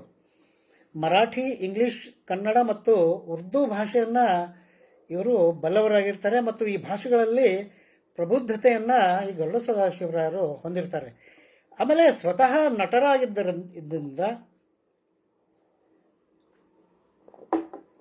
ಗರುಡ ಸದಾಶಿವರರು ತಮ್ಮ ಎಲ್ಲ ಅನುಭವಗಳನ್ನು ಮೇಳೈಸಿ ವೃತ್ತಿ ರಂಗಭೂಮಿಗೆ ಹೊಂದುವಂಥ ಅಮೂಲ್ಯ ನಾಟಕಗಳನ್ನು ಇವರು ರಚನೆ ಮಾಡ್ತಾರೆ. ಗರುಡ ಸದಾಶಿವರಾಯರು ಸುಮಾರು 58 ಅಥವಾ 60ಕ್ಕೂ ಹೆಚ್ಚು ಪುಸ್ತಕಗಳನ್ನು, ನಾಟಕಗಳನ್ನು ಬರೆದಿದ್ದಾರೆ ಅಂತ ಗೊತ್ತಾಗ್ತದೆ. ಅದರಲ್ಲಿ 30 ಪೌರಾಣಿಕ ನಾಟಕಗಳು, 4 ಐತಿಹಾಸಿಕ ನಾಟಕಗಳು, 7 ಸಾಮಾಜಿಕ ನಾಟಕಗಳು, 6 ಕಾಲ್ಪನಿಕ ಸಾಮಾಜಿಕ ನಾಟಕಗಳು, 11 ಸಾಧು ಸಂತರ ಕುರಿತ ನಾಟಕಗಳು, 1 ಮಕ್ಕಳ ನಾಟಕ.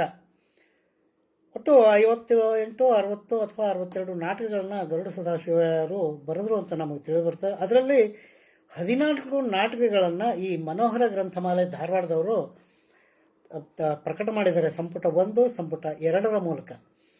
ಈ ಗರುಡ ಸದಾಶಿವರ ರಾಯರು ರಚಿಸಿದ ನಾಟಕಗಳು ಪಾತ್ರ ಪೋಷಣೆ, ದೃಶ್ಯಾಲಂಕಾರ, ಅದಕ್ಕೆ ಪೂರಕವಾದ ರಂಗಸಜ್ಜಿಕೆ, ಹೀಗೆ ವೃತ್ತಿ ರಂಗಭೂಮಿಯ ಎಲ್ಲ ಇತಿಮಿತಿಗಳನ್ನು ಒಳಗೊಂಡಿದ್ವು ಅಂತ ನಾಟಕದ ಸಾಹಿತ್ಯದ ಇತಿಹಾಸಕಾರರು ನಮಗೆ ತಿಳಿಸ್ಕೊಡ್ತಾರೆ. ಅಂದರೆ ಇವು ಅಭಿವ್ಯಕ್ತಿಯ ಮೂರ್ತ ರೂಪಕಗಳು ಅಂತ ಹೇಳ್ತಾರೆ. ಅವರ ನಾಟಕಗಳಲ್ಲಿ ಅನವಶ್ಯಕವಾದ ಗಾಯನ ಅಥವಾ ಅನವಶ್ಯಕವಾದ ಸಂಗೀತ, ಅನವಶ್ಯಕವಾದ ಹಾಸ್ಯ ಪ್ರಯೋಗಗಳು ಇರ್ತಿರ್ಲಿಲ್ಲ ಅಂತ ಹೇಳ್ತಾರೆ. ಅವು ಇದ್ರೂ ಸಹ ಸನ್ನಿವೇಶಕ್ಕೆ ತಕ್ಕಂತೆ ಪಾತ್ರ ಪೋಷಣೆಗೆ ಪೂರಕವಾಗಿದ್ವು ಅಂತ ನಾಟಕವನ್ನು ಬಲ್ಲಂಥ ತಂತ್ರಜ್ಞರು ಹೇಳ್ತವೆ. ಅಂದರೆ ಇವು ಪಾತ್ರಗಳ ಮೂಲಕವೇ ಪೋಷಣೆ ಮಾಡ್ಕೊಂಡು ಹೋಗ್ತಿದ್ವು ಅಂತ ತಿಳಿದು ಬರ್ತದೆ. ಆಮೇಲೆ ಇಡೀ ನಾಟಕ ತನ್ನತನವನ್ನು ಎಲ್ಲಿಯೂ ಬಿಡದೆ ಪಾತ್ರಗಳ ಮೂಲಕವೇ ಪೋಷಿಸ್ಕೊಂಡು ಹೋಗ್ತಿದ್ವು ಅಂತ. ಇಂಥ ಅಮೂಲ್ಯ ತತ್ವಗಳನ್ನು ಮೇಳೈಸಿದ ಗರುಡ ಸದಾಶಿವರ ನಾಟಕಗಳ ಮನೋರಂಜನೆಯ ಜೊತೆಗೆ ಜನರಂಜನೆಯ ಜೊತೆಗೆ ವೀಕ್ಷಕರ ಸಂವೇದನೆಯನ್ನು ಮುಟ್ಟಿ ಶ್ರೇಷ್ಠ ನಾಟಕಗಳು ಅಂತ ಇವತ್ತಿಗೂ ಜನಮಾನಸದಲ್ಲಿ ಬಿಂಬಿತವಾಗಿವೆ. ಗರುಡ ಸದಾಶಿವರ ನಾಟಕಗಳ ಪ್ರಮುಖ ಅಂಶ ಅಂದರೆ ಅಭಿನಯವೇ ಗರುಡ ಸದಾಶಿವನ ಅವರ ನಾಟಕಗಳ ಪ್ರಮುಖ ಅಂಶ. ಅದಕ್ಕೆ ಬೇಕಾಗುವಂಥ ಶಕ್ತಿಯುತ ವೇದಿಕೆಗಳನ್ನು ಅವರು ತಮ್ಮ ನಾಟಕಗಳನ್ನು ಬರೆಯೋದರ ಮೂಲಕವೇ ಒದಗಿಸ್ತಾರೆ. ಈ ಪೌರಾಣಿಕ ನಾಟಕಗಳಲ್ಲಿ ಪ್ರಮುಖವಾಗಿ ಕಂಡುಬರುವ ಅಂಶ ಅಂದರೆ ಮೌಲ್ಯಗಳು ಎಲ್ಲೆಲ್ಲಿಯೂ ಮಸುಕಾಗದಂತೆ ಅವರು ಎಲ್ಲಿಯೂ ಹೊಂದಾಣಿಕೆಗಳನ್ನ ಮಾಡಿಕೊಂಡಿಲ್ಲ. ಅವರು ಎಲ್ಲಿಯೂ ಉತ್ಪ್ರೇಕ್ಷೆಗೆ ಆಸ್ಪದವನ್ನು ನೀಡಿಲ್ಲ. ನಾವು ಈ ಪೌರಾಣಿಕ ನಾಟಕಗಳನ್ನು ನೋಡಬೇಕಾದ್ರೆ ಬಹಳಷ್ಟು ಉತ್ಪ್ರೇಕ್ಷೆಯನ್ನು ಮಾಡುವಂಥ ಅವಕಾಶವನ್ನು ನಾವು ನೋಡಿದ್ದೇವೆ. ಪೌರಾಣಿಕ ನಾಟಕಗಳಲ್ಲಿ ವಿಜೃಂಭಣೆ ಅನ್ನೋದನ್ನು ಬಹಳ ವಿಜೃಂಭಣೆ ಮಾಡ್ತಾರೆ. ಆದರೆ ಗರುಡ ಸದಾಶಿವರ ನಾಟಕಗಳಲ್ಲಿ ಇಂಥ ಯಾವುದೇ ವಿಜೃಂಭಣೆಗೆ ಅವಕಾಶ ಇರಲಿಲ್ಲ. ದೇವಾನುದೇವತೆಗಳ ಪಾತ್ರ ಆಗಿದ್ದರೂ ಸಹ ಸಾಮಾನ್ಯರಿಗೆ ಹೊಂದುವಂತೆ ಪ್ರಸ್ತುತ ಮಾಡಿ ಪೌರಾಣಿಕ ನಾಟಕಗಳಿಗೆ ಒಂದು ಸಮಕಾಲೀನ ಸಾಮಾಜಿಕ ವಿಮರ್ಶೆಯ ಟಚ್ ಕೊಡುವುದರ ಮೂಲಕ ಹೊಸ ಪ್ರಯೋಗವನ್ನು ಮಾಡಿದ್ರು ಅಂತ ನಾವು ಹೇಳ್ಬೋದು. ಅಂದರೆ ನಾನಿಲ್ಲಿ ಒಂದು ಉದಾಹರಣೆಯನ್ನು ಕೊಡ್ತೀನಿ. ಈ ಕೃಷ್ಣ, ರುಕ್ಮಿಣಿ, ಸತ್ಯಭಾಮ ಇವರೆಲ್ಲ ಸೇರಿ ಒಂದು ಮನೆಯಲ್ಲಿ ಮಾತನಾಡ್ತಿರ್ತಾರೆ. ಈ ಮನೆಯಲ್ಲಿಯ ಮಾತುಕತೆ ಈ ನಮ್ಮ ಮನೆಯಲ್ಲಿಯೇ ನಡೆದಿದೆಯೇನೋ ಅನ್ನುವಂಥ ಒಂದು ಪ್ರಸ್ತಾಪ ಅಲ್ಲಿ ಬರ್ತದೆ. ಅಂದರೆ ಜನರಿಗೆ ಆ ನಾಟಕ ನೋಡ್ತಿದ್ದ ಜನರಿಗೆ ಇಲ್ಪ ಇದು ನಮ್ಮ ಮನ್ಯಾಗ ನಡೆದೈತೋ ನಾಟಕ ಅಂತನ್ನೋ ಒಂದು ಅನುಭವ ಬರ್ತಿತ್ತು. ಅಂಥ ಒಂದು ಯಶಸ್ವಿ ಪ್ರಯೋಗವನ್ನು ಗರುಡ ಸದಾಶಿವರಾಯರು ಮಾಡಿದ್ರು ಅನ್ನೋದನ್ನು ಇಲ್ಲಿ ನಾವು ವಿಶೇಷವಾಗಿ ಹೇಳಬೇಕಾಗತ್ತೆ. ಅಂದರೆ ನಾಟಕಗಳಲ್ಲಿ ಪ್ರತಿಭಟಿಸುವ ಸಾಮಾಜಿಕ ಕಳಕಳಿಯನ್ನು ಹದವಾಗಿ ಬಿಂಬಿಸ್ತಾ ಇದ್ರು ಗರುಡ ಸದಾಶಿವರಾಯರು ಅಂತ. ಧರ್ಮ, ಜಾತಿ, ಜನಾಂಗಗಳ ಮೇಲೆ ಆಗುತ್ತಿರುವ ನಿಂದನೆಗಳನ್ನು, ದಬ್ಬಾಳಿಕೆಗಳನ್ನು ಖಂಡಿಸ್ತಾರೆ ಈ ತಮ್ಮ ನಾಟಕಗಳಲ್ಲಿ ಗರುಡ ಸದಾಶಿವರಾಯರು. ಇನ್ನು ಮುಂದುವರೆದಂತೆ ಈ ಗರುಡ ಸದಾಶಿವರಾಯರು ರಂಗಸಜ್ಜಿಕೆ ಬಗ್ಗೆ ಅತ್ಯಂತ ಉನ್ನತ ತಾಂತ್ರಿಕ ಪ್ರಜ್ಞೆ ಉಳ್ಳವರಾಗಿದ್ದರು ಅನ್ನೋದನ್ನು ಈ ರಂಗಸಜ್ಜಿಗೆಯನ್ನು ರೆಡಿ ಮಾಡುವಂಥ ಟೆಕ್ನಿಷಿಯನ್ಸ್ಗಳು ಹೇಳ್ತಾರೆ. ಪಾಶ್ಚಾತ್ಯ ರಂಗಸಜ್ಜಿಗೆ ಇನ್ನೂ ನಿಖರವಾಗಿ ಹೇಳಬೇಕಂದ್ರೆ ಯುರೋಪ್ನ ರಂಗಸಜ್ಜಿಕೆಯಾದಂಥ ಪ್ರೊಸೀನಿಯಂ ಸ್ಟೇಜ್ ಪರಿಕಲ್ಪನೆಯನ್ನು ಇವರು ಅತ್ಯಂತ ಪ್ರಭಾವಶಾಲಿಯಾಗಿ ಬಳಸಿದ್ರು ಅನ್ನೋದನ್ನು ಎಲ್ಲ ನಾಟಕಕಾರರು, ಎಲ್ಲ ನಾಟಕ ತಂತ್ರಜ್ಞರ ಅಭಿಪ್ರಾಯ ಇದೆ. ಈ ಹಲವಾರು ರಂಗಸಜ್ಜಿಕೆಗಳಿದ್ದಾವೆ. ಅದರಲ್ಲಿ ಒಂದು 10 ರಂಗಸಜ್ಜಿಕೆಗಳ ಬಗ್ಗೆ ನಾನು ಇಲ್ಲಿ ಉಲ್ಲೇಖ ಮಾಡ್ತೀನಿ. ಯಾಕಂದರೆ ಈ ಎಲ್ಲ ರಂಗಸಜ್ಜಿಕೆಗಳನ್ನು ಗರುಡ ಸದಾಶಿವರಾಯರು ಬಲ್ಲವರಾಗಿದ್ದರು ಅನ್ನೋದನ್ನು ನಾವಿಲ್ಲಿ ತಿಳ್ಕೋಬೇಕಾಗಿದೆ. ಈ ರಂಗಸಜ್ಜಿಕೆ ಬಗ್ಗೆ ಒಂದಿಷ್ಟು ವಿವರನ್ನು ಕೊಟ್ಟು ನಾನು ಸದಾಶಿವರಾಯರ ಮುಂದಿನ ಜೀವನಕ್ಕೆ ಹೋಗ್ತೀನಿ. ಕಲಾತ್ಮಕವಾಗಿ ರೂಪಿಸಿ ನಾಟಕವನ್ನು ಜನರಿಗೆ ತಲುಪಿಸುವ ನಿಟ್ಟಿನಲ್ಲಿ ರಂಗಸಜ್ಜಿಕೆ ಒಂದು ಪ್ರಮುಖವಾದ ಕೆಲಸವನ್ನು ಮಾಡ್ತದೆ. ಅಂದರೆ ಇದು ಪ್ರೆಸೆಂಟೇಷನ್ ಆಫ್ ದಿ ಡ್ರಾಮಾ ಇದೇನಿಲ್ಲ, ಇದರಲ್ಲಿ ದಿ ಸ್ಟೇಜ್ ಒಂದು ಪ್ರಮುಖ ಕೆಲಸವನ್ನು ಮಾಡ್ತದೆ. ರಂಗಮಂಟಪ ಅಥವಾ ರಂಗಸಜ್ಜಿಕೆಗಳ ವಿನ್ಯಾಸವನ್ನು ಇಲ್ಲಿ ನಾನು 10 ಪ್ರಕಾರಗಳನ್ನು, ಸ್ಥೂಲವಾಗಿ 10 ಪ್ರಕಾರಗಳನ್ನು ಹೇಳ್ತೀನಿ. ಅದರಲ್ಲಿ ಮೊದಲನೇದಾಗಿ ಫೌಂಡ್ ಸ್ಟೇಜ್ ಅಂತೀವಿ. ಅಂದರೆ ನನಗೆ ಈ ಸ್ಟೇಜ್ಗಳ ಬಗ್ಗೆ ಇನ್ನು ಇಂಗ್ಲೀಷ್ನಲ್ಲೇ ಹೇಳ್ತೀನಿ, ಯಾಕಂದರೆ ಕನ್ನಡದಲ್ಲಿ ನನಗೆ ಇದರ ಸಮಾನಾಂತರ ಪದ ಹುಡುಕ್ದೆ, ಆದರೆ ಎಲ್ಲೂ ಸಿಗಲಿಲ್ಲ. ಅದಕ್ಕಾಗಿ ಈ ಹೆಸರುಗಳನ್ನು ನಾನು ಇಂಗ್ಲೀಷ್ನಲ್ಲೇ ಹೇಳ್ತೀನಿ. ಫೌಂಡ್ ಸ್ಟೇಜ್ ಅಂತ ಮೊಟ್ಟ ಮೊದಲನೇ ಸ್ಟೇಜ್. ಎತ್ತರವಾದ ವೇದಿಕೆಯನ್ನು ಸರಳವಾಗಿ ರೂಪಿಸಿಕೊಂಡು ನಾಟಕವನ್ನು ಆಡೋದು ಅಥವಾ ಕಾರ್ಯಕ್ರಮವನ್ನು ಮಾಡೋದು ಈ ರಂಗ ಸಜ್ಜಿಕೆಯ ವಿಶೇಷತೆ. ಇದರಲ್ಲಿ ಬಣ್ಣ ಬಣ್ಣದ ಬೆಳಕಿನ ವ್ಯವಸ್ಥೆನ ಉಪಯೋಗಿಸೋದು ಬಹಳಷ್ಟು ಕಡಿಮೆ. ಸಾಮಾನ್ಯವಾಗಿ ಈ ರಂಗಸ್ಥಳಗಳು ತಾತ್ಕಾಲಿಕ, ಅಂದರೆ ಟೆಂಪ್ರರಿ. ಆಮೇಲೆ ಆಯಾ ಸಂದರ್ಭಕ್ಕೆ ತಕ್ಕಂತೆ ಇದನ್ನು ಮಾರ್ಪಾಡಾಗಿ ಮಾಡಿಕೊಂಡು ನಾಟಕವಾಡೋದು ಈ ರಂಗಸಜ್ಜಿಕೆಯ ವಿಶೇಷತೆ. ಇನ್ನು ಎರಡನೇದಾಗಿ ಪ್ರೊಸೀನಿಯಂ ಸ್ಟೇಜ್. ಇದು ವೃತ್ತಿ ರಂಗಭೂಮಿ ಆಗಲಿ, ಹವ್ಯಾಸ ರಂಗಭೂಮಿಗೆ ಎಲ್ಲ ಪ್ರಕಾರವರು ಉಪಯೋಗಿಸುವಂಥ ಒಂದು ರಂಗಸಜ್ಜಿಕೆ. ಇದು ಎಲ್ಲ ವೃತ್ತಿ ರಂಗಭೂಮಿಯಲ್ಲಿ ಇದು ಕಂಡುಬರ್ತದೆ. ಈ ರಂಗಸ್ಥಳದ ವಿಶೇಷತೆ ಏನಂದರೆ ಆಕರ್ಷಕ ರಂಗವಿನ್ಯಾಸ, ಕಣ್ಣು ಕೋರೈಸುವಂಥ ಪರದೆಗಳ ಬಳಕೆ, ಜಗಮಗಿಸುವ ಬೆಳಕಿನ ವ್ಯವಸ್ಥೆ ಇರುವ ಒಂದು ದೊಡ್ಡ ವೇದಿಕೆ, ಪರದೆಯ ಹಿಂದೆ ಆಮೇಲೆ ಪರದೆಯ ಮುಂದೆ ಸಾಕಷ್ಟು ವಿಶಾಲವಾದ ಸ್ಥಳ ಇರ್ತದೆ. ಏಕಕಾಲಕ್ಕೆ ಬಹಳಷ್ಟು ಕಲಾವಿದರನ್ನು ಒಂದೇ ವೇದಿಕೆ ಮೇಲೆ ಪ್ರಸ್ತುತಪಡಿಸ್ಬೋದು ಈ ರಂಗಸಜ್ಜಿಕೆಯ ವಿಶೇಷತೆ. ಅಂದರೆ ಪ್ರೊಸೀನಿಯಂ ರಂಗಸಜ್ಜಿಕೆ ಇದು ಹಲವಾರು ರಂಗಭೂಮಿಯಲ್ಲಿ ಉಪಯೋಗಿಸತಕ್ಕಂಥ ಒಂದು ಸ್ಟೇಜ್ ಇದು. ಇನ್ನು ಮೂರನೇದು ಎಂಡ್ ಸ್ಟೇಜ್ ಅಂತ, ಅಂದರೆ ಆಯತಾಕಾರದ ವೇದಿಕೆ ಇರುವ ಒಂದು ರಂಗಸ್ಥಳದ ಮಾದರಿ. ನೇರವಾಗಿ, ಅಂದರೆ ಪ್ರೇಕ್ಷಕರಿಗೆ ನೇರವಾಗಿ ಇರ್ತಕ್ಕಂಥ ಒಂದು ರಂಗಸಜ್ಜಿಕೆ ಇದು. ಇದು ಸಾಮಾನ್ಯವಾಗಿ ಗಂಟೆಯ ಆಕಾರದಲ್ಲಿ ಮಾಡಿರ್ತಕ್ಕಂಥ ಒಂದು ರಂಗಸಜ್ಜಿಕೆ. ಅಂದರೆ ಈ ಕಲಾವಿದರಿಗೂ ಆಮೇಲೆ ವೀಕ್ಷಕರಿಗೂ ಒಂದು ನೇರವಾದ ನೋಡುವಂಥ ಒಂದು ಅವಕಾಶ ಈ ರಂಗಸಜ್ಜಿಕೆಯಲ್ಲಿ ಇರ್ತದೆ. ನಾಲ್ಕನೆಯದಾಗಿ ಥ್ರಸ್ಟ್ ಸ್ಟೇಜ್ ಅಂತ. ಈ ಎಂಡ್ ಸ್ಟೇಜಲ್ಲಿ ನೇರವಾಗಿ ನೋಡ್ತಿರ್ತೀವಿ. ಈ ಥ್ರಸ್ಟ್ ಸ್ಟೇಜಲ್ಲಿ ಮುಂದೆ ಎಡಕ್ಕೆ ಆಮೇಲೆ ಬಲಕ್ಕೆ ಮೂರು ಕಡೆ ವೀಕ್ಷಕರು ಇರುವಂಥ ಒಂದು ವ್ಯವಸ್ಥೆ ಇದೆ. ಆಮೇಲೆ ವೀಕ್ಷಕರಿಗೂ ಕಲಾವಿದರಿಗೂ ಒಂದು ಅವಿನಾಭಾವ ಸಂಬಂಧ ಇರುವಂಥ ಒಂದು ರಂಗಸಂಚಿಕೆ ಇದು. ಈ ಪರಸ್ಪರ ಸಂಭಾಷಣೆಯನ್ನು ಮಾಡಲು ಈ ರಂಗಸಂಚಿಕೆಯಲ್ಲಿ ಅನುಕೂಲ ಇರುತ್ತೆ. ಮೂರನೇದು ಅರೇನಾ ಸ್ಟೇಜ್ ಅಂತ. ಅಂದರೆ ಈ ಅರೇನಾ ಸ್ಟೇಜಲ್ಲಿ ನಾಲ್ಕು ಕಡೆ ಈ ಪ್ರೇಕ್ಷಕರು ಕುಳಿತುಕೊಳ್ಳುವಂಥ ಒಂದು ರಂಗಸಜ್ಜಿಕೆಯ ವಿಶೇಷತೆ. ಅಂದರೆ ಸುತ್ತಲೂ ಈ ಅರೇನಾ ಸ್ಟೇಜ್ ಅಂದರೆ ಸುತ್ತಲೂ ವೀಕ್ಷಕರು ಕುಳಿತುಕೊಳ್ಬೋದು ಅಂಥ ಒಂದು ರಂಗಸಜ್ಜಿಕೆ. ಇದರಲ್ಲಿ ಪರದೆಯ ಅವಶ್ಯಕತೆ ಇರೋದಿಲ್ಲ. ಆಮೇಲೆ ಬೆಳಕಿನ ಅವಶ್ಯಕತೆಯೂ ಬಹಳ ಕಡಿಮೆ ಪ್ರಯೋಗ ಇಲ್ಲಿ ಮಾಡ್ತಾರೆ. ಥಿಯೇಟರ್ಸ್ ಇನ್ ದಿ ರೌಂಡ್ ಅಂತ ಇದು ಆರನೇದು. ರಂಗಸ್ಥಳ ಅಂದರೆ ಸುತ್ತಲೂ ಇದರಲ್ಲಿನೂ ನಾಲ್ಕು ಕಡೆ ಇರುತ್ತೆ, ಆದರೆ ಸೆಂಟ್ರ್ನಲ್ಲಿ ರೌಂಡ್ ಇರುತ್ತೆ. ಈ ಸರ್ಕಸ್ನಲ್ಲಿ ರೌಂಡ್ ಸ್ಟೇಜ್ ಇರುತ್ತೆ, ಸುತ್ತಲೂ ಈ ಪ್ರೇಕ್ಷಕರು ಕುಳಿತಿರ್ತಾರೆ.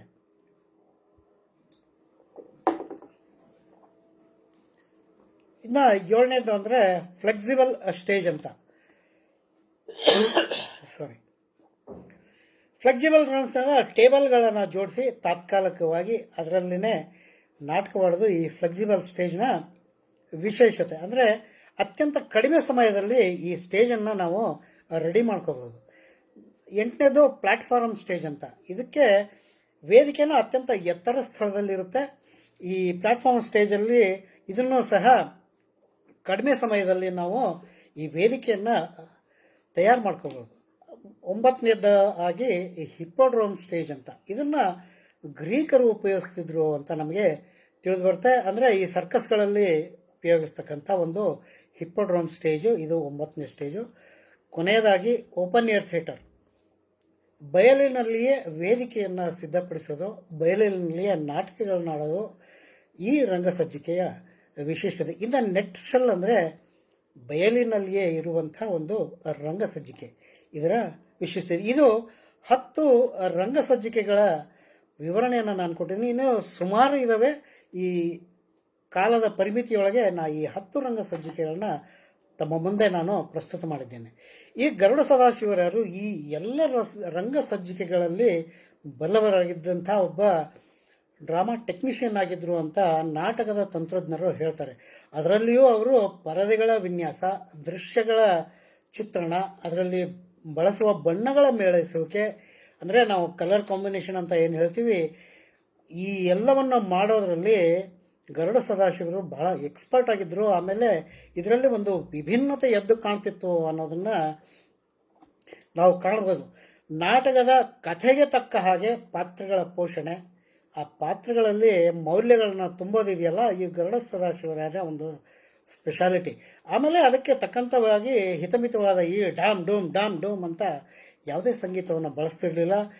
ಯಾವುದೇ ಅನಗತ್ಯವಾದ ಹಾಸ್ಯ ಪ್ರಯೋಗಗಳನ್ನ ಇವರು ಮಾಡ್ತಿರಲಿಲ್ಲ. ಇವರ ನಾಟಕಗಳ ಇನ್ನೊಂದು ಪ್ರೌಢಿಮೆ ಅಂದರೆ ಸಂಭಾಷಣೆಗಳು, ಅತ್ಯಂತ ಪ್ರೌಢಿಮೆಯುಕ್ತ ಸಂಭಾಷಣೆಗಳು.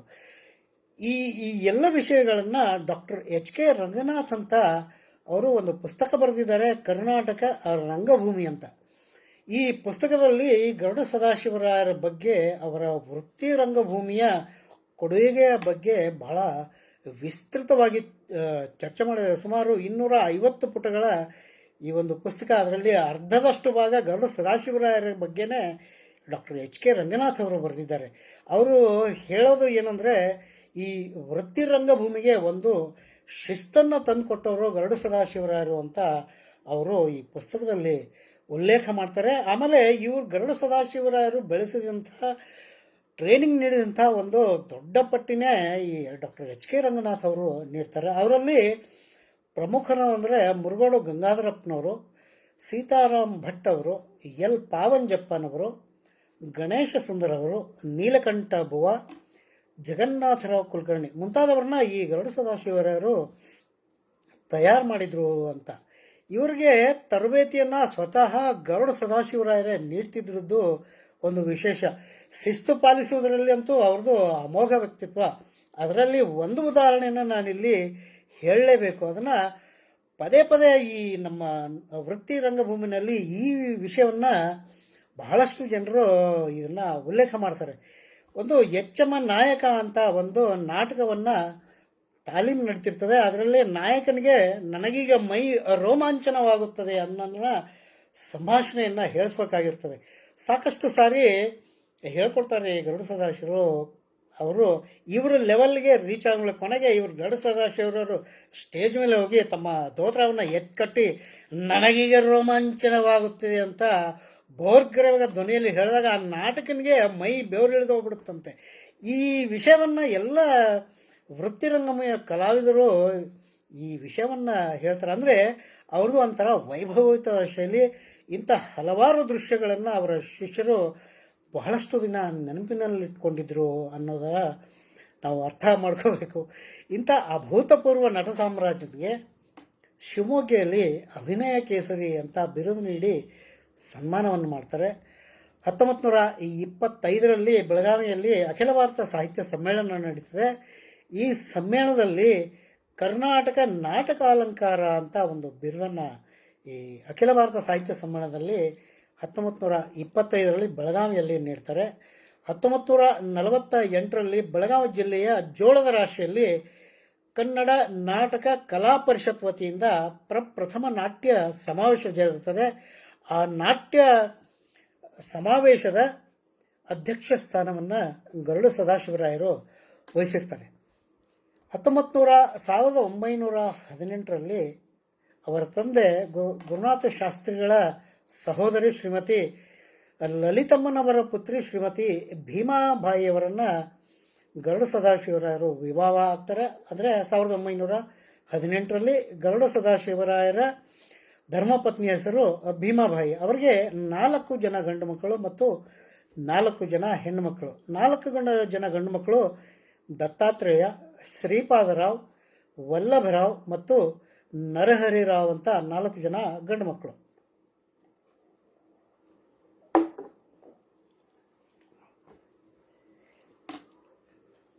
ಕಳೆದ 40-50 ವರ್ಷಗಳಿಂದ ಗರುಡ ಸದಾಶಿವರಾಯರ ಕಲಾ ಪ್ರಪಂಚವನ್ನು ಜೀವಂತವಾಗಿ ಇಡುವ ನಿಟ್ಟಿನಲ್ಲಿ ಈ ಎಲ್ಲ ಸಹೋದರ ಸಹೋದರಿಯರು ತಮ್ಮದೇ ಆದ ಕೊಡುಗೆಗಳನ್ನು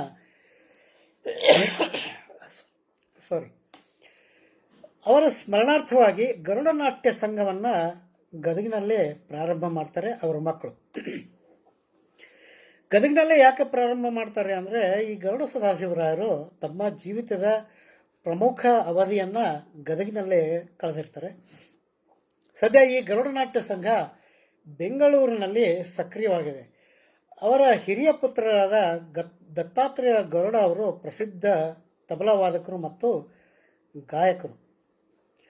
ಬಾಲ್ಯದಲ್ಲಿಯೇ ಅಂಗವೈಕಲ್ಯಕ್ಕೆ ತುತ್ತಾಗಿದ್ದಂಥ ದತ್ತಾತ್ರೇಯ ಗರುಡ ಅವರು ತಂದೆಯ ಹೆಸರನ್ನಾಗಲಿ ಅಥವಾ ನನಗೆ ಅಂಗವೈಕಲ್ಯತೆ ಇದೆ ಅನ್ನೋದನ್ನು ತಮ್ಮ ಏಳಿಗೆಗಾಗಿ ಬಳಸ್ಕೊಳ್ಳಿಲ್ಲ ಅನ್ನೋದು ಅತ್ಯಂತ ಅಭಿಮಾನದಿಂದ ನಾವು ಹೇಳ್ಕೋಬೇಕು. ಅಂದರೆ ಅಂಗವೈಕಲ್ಯನಾಗಿದ್ದೀನಿ, ನಾನು ಗರುಡ ಸದಾಶಿವರ ಮಗ ಅಂತ ಅನುಕಂಪವನ್ನು ಯಾವತ್ತೂ ಅವರು ಬಯಸಲಿಲ್ಲ. ತಮ್ಮದೇ ಆದ ಒಂದು ಸಂಗೀತದ ಮೂಲಕ ಸಾರ್ಥಕ್ಯವನ್ನು ಕಂಡುಕೊಂಡಂಥವರು ಈ ದತ್ತಾತ್ರೇಯ ಗರುಡ ಅವರು.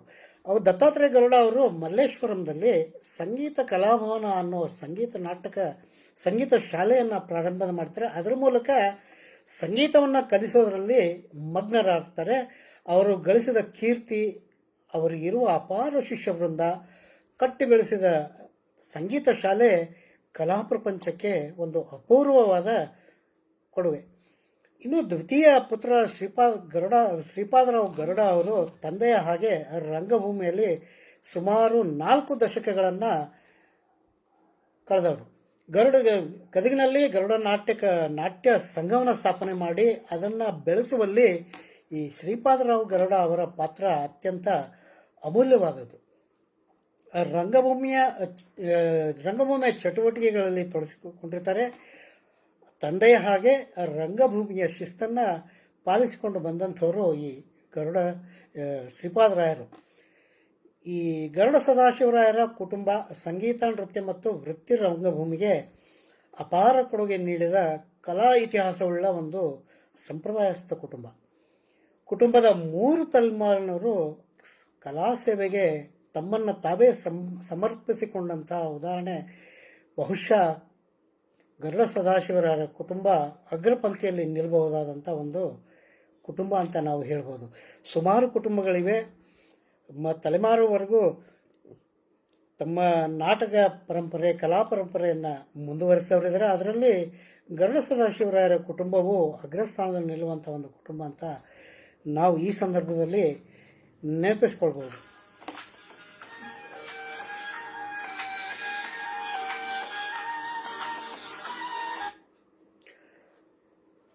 ಗರುಡ ಸದಾಶಿವರಾಯರು ನಿಧನರಾಗಿ 1 ವರ್ಷದ ಒಳಗೆ ಜನಿಸಿದಂಥವರು ಅಣ್ಣಯ್ಯ ಅಂತ. ಇವರಿಗೆ ಅವರ ತಾತನ ಹೆಸರನ್ನೇ ಸದಾಶಿವ ಗರುಡ ಅಂತ ಇಟ್ಟಿರ್ತಾರೆ.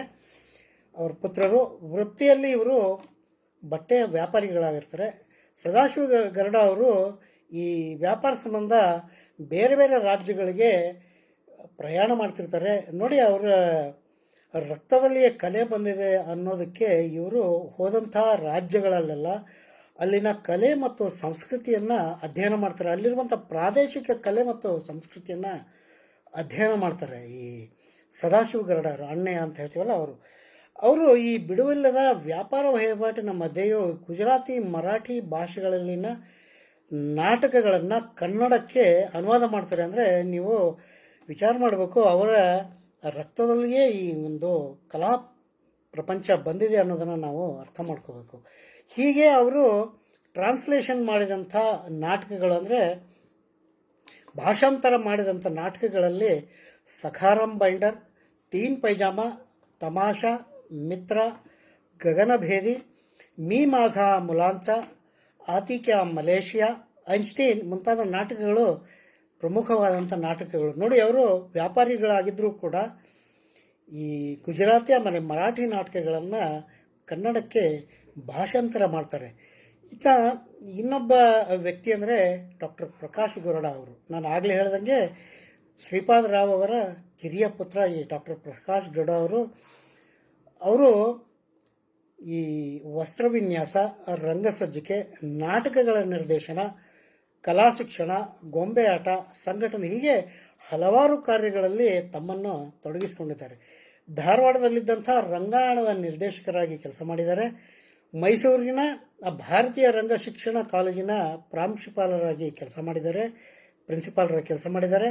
ಅವರ ಧರ್ಮಪತ್ನಿ ಶ್ರೀಮತಿ ರಜನಿ ಗರುಡ ಅವರ ಜೊತೆಗೂಡಿ ಧಾರವಾಡದ ಗೊಂಬೆ ಮನೆ ಅಂತ ಒಂದು ಸಾಂಸ್ಕೃತಿಕ ಸಂಸ್ಥೆಯ ಮೂಲಕ ಕಲಾ ಪ್ರಪಂಚದಲ್ಲಿ ಸಕ್ರಿಯರಾಗಿದ್ದಾರೆ.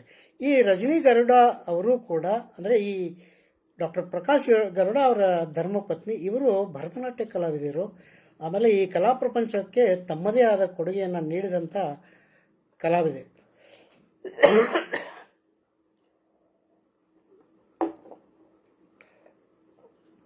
ಇನ್ನು ನವೆಂಬರ್ 2019ರಲ್ಲಿ ನಿಧನರಾದಂಥ ಯೋಗೇಶ್ ಗರುಡ ಅವರು ವಲ್ಲಭರಾವ್ ಅವರ ಪುತ್ರ, ಕವಿ, ಕಲಾವಿದ, ಭರತನಾಟ್ಯ ರಂಗ ನಿರ್ದೇಶಕ, ಹಲವಾರು ಕ್ಷೇತ್ರಗಳಲ್ಲಿ ತಮ್ಮನ್ನು ತಾವು ತೊಡಗಿಸಿದಂಥ ವ್ಯಕ್ತಿ ಈ ಯೋಗೇಶ್ ಗರುಡ ಅವರು. ಕರ್ನಾಟಕ ವಿಶ್ವವಿದ್ಯಾಲಯದಿಂದ ಪತ್ರಿಕೋದ್ಯಮದಲ್ಲಿ ಸ್ನಾತಕೋತ್ತರ ಪದವಿಯನ್ನು ಪಡೆದಿದ್ದರೆ, ಮಾಸ್ಟರ್ಸ್ ಇನ್ ಜರ್ನಲಿಸಮ್ ಪದವಿಯನ್ನು ಪಡೆದಿದ್ದಂಥ ಯೋಗೇಶ್ ಗರುಡ ಅವರು ಪತ್ರಿಕೋದ್ಯಮದಲ್ಲಿಯೂ ಕೂಡ ಹೆಸರು ಮಾಡಿದ್ದಂಥವರು. ಇನ್ನು ಕಿರುತೆರೆ ದೃಶ್ಯ ಮಾಧ್ಯಮದಲ್ಲಿ ನಟಿಯಾಗಿ ಮತ್ತು ಭರತನಾಟ್ಯ ಕಲಾವಿದರಾಗಿ ಹೆಸರು ಮಾಡಿದಂಥ ಇನ್ನೊಬ್ಬ ಗರುಡ ಸದಾಶಿವರಾಯರ ಕುಟುಂಬದ ಕುಡಿ ಶೋಭಾ ಲೋಲ್ನಾಥ್ ಅವರು. ಇವರು ಗರುಡ ಕಲಾ ಸಂಘದ ಮೂಲಕ ಈ ಕಲಾ ಮಾಧ್ಯಮವನ್ನು ಇನ್ನೂ ಜೀವಂತವಾಗಿ ಇಡುವ ನಿಟ್ಟಿನಲ್ಲಿ ಪರಿಶ್ರಮವನ್ನು ಮಾಡ್ತಿದ್ದಾರೆ ಹಾಗೂ ನಿರತರಾಗಿದ್ದಾರೆ. ಗರುಡ ಸದಾಶಿವರಾಯರ ಮೊಮ್ಮಕ್ಕಳಾದಂಥ ವೇದ, ಗೀತಾ, ಲಲಿತಾ, ಅಪರ್ಣ, ಗುರುಚರಣ್, ವಸುಧಾ ಮತ್ತು ಮರಿಮಕ್ಕಳಾದಂಥ ನಿವೇದಿತಾ, ಉಲುಪಿ, ಲಲಿತಾ ಮತ್ತು ಮಿಥಾ, ಪರಿಮಳ ಮತ್ತು ದೀಪಾಲಿಯವರು ಕಲಾ ಪ್ರಪಂಚದಲ್ಲಿ ತಮ್ಮನ್ನು ತಾವು ತೊಡಗಿಸಿಕೊಂಡಿದ್ದಾರೆ. ಆಸ್ಟ್ರೇಲಿಯಾದ ಸಿಡ್ನಿಯಲ್ಲಿ ನೆಲೆಸಿರುವ ಗರುಡರ ಮೊಮ್ಮಕ್ಕಳಲ್ಲಿ ಒಬ್ಬರಾದಂಥ ಅಪರ್ಣ ನಾಗಶೇರನ್ ಅವರು ಅಲ್ಲೇ ಒಂದು ಸಂಗೀತ ಶಾಲೆಯನ್ನು ನಡೆಸ್ತಿದ್ದಾರೆ. 2007 ಅಥವಾ 2008ರಲ್ಲಿ ನಾನು ಸಿಡ್ನಿಗೆ ಈ ಬಸವಣ್ಣನವರ ಪ್ರವಚನ ಮಾಡೋಕ್ಕೆ ಹೋದಾಗ ಅವರು ನನಗೆ ಭೇಟಿಯಾಗಿದ್ದರು. ಆ ಕಾರ್ಯಕ್ರಮದಲ್ಲಿಯೂ ಅವರು ಇದ್ದರು ಅಂತ ಹೇಳೋಕ್ಕಿಲ್ಲೇ ನನಗೆ ಹೆಮ್ಮೆ ಅನಿಸ್ತದೆ. ಗರುಡ ಸದಾಶಿವರಾಯರ ಪರಿಚಯ ಮಾಡುವಾಗ ನಮಗೆ ಬಸವಣ್ಣರ ಒಂದು ವಚನ ಜ್ಞಾಪಕಕ್ಕೆ ಬರ್ತದೆ.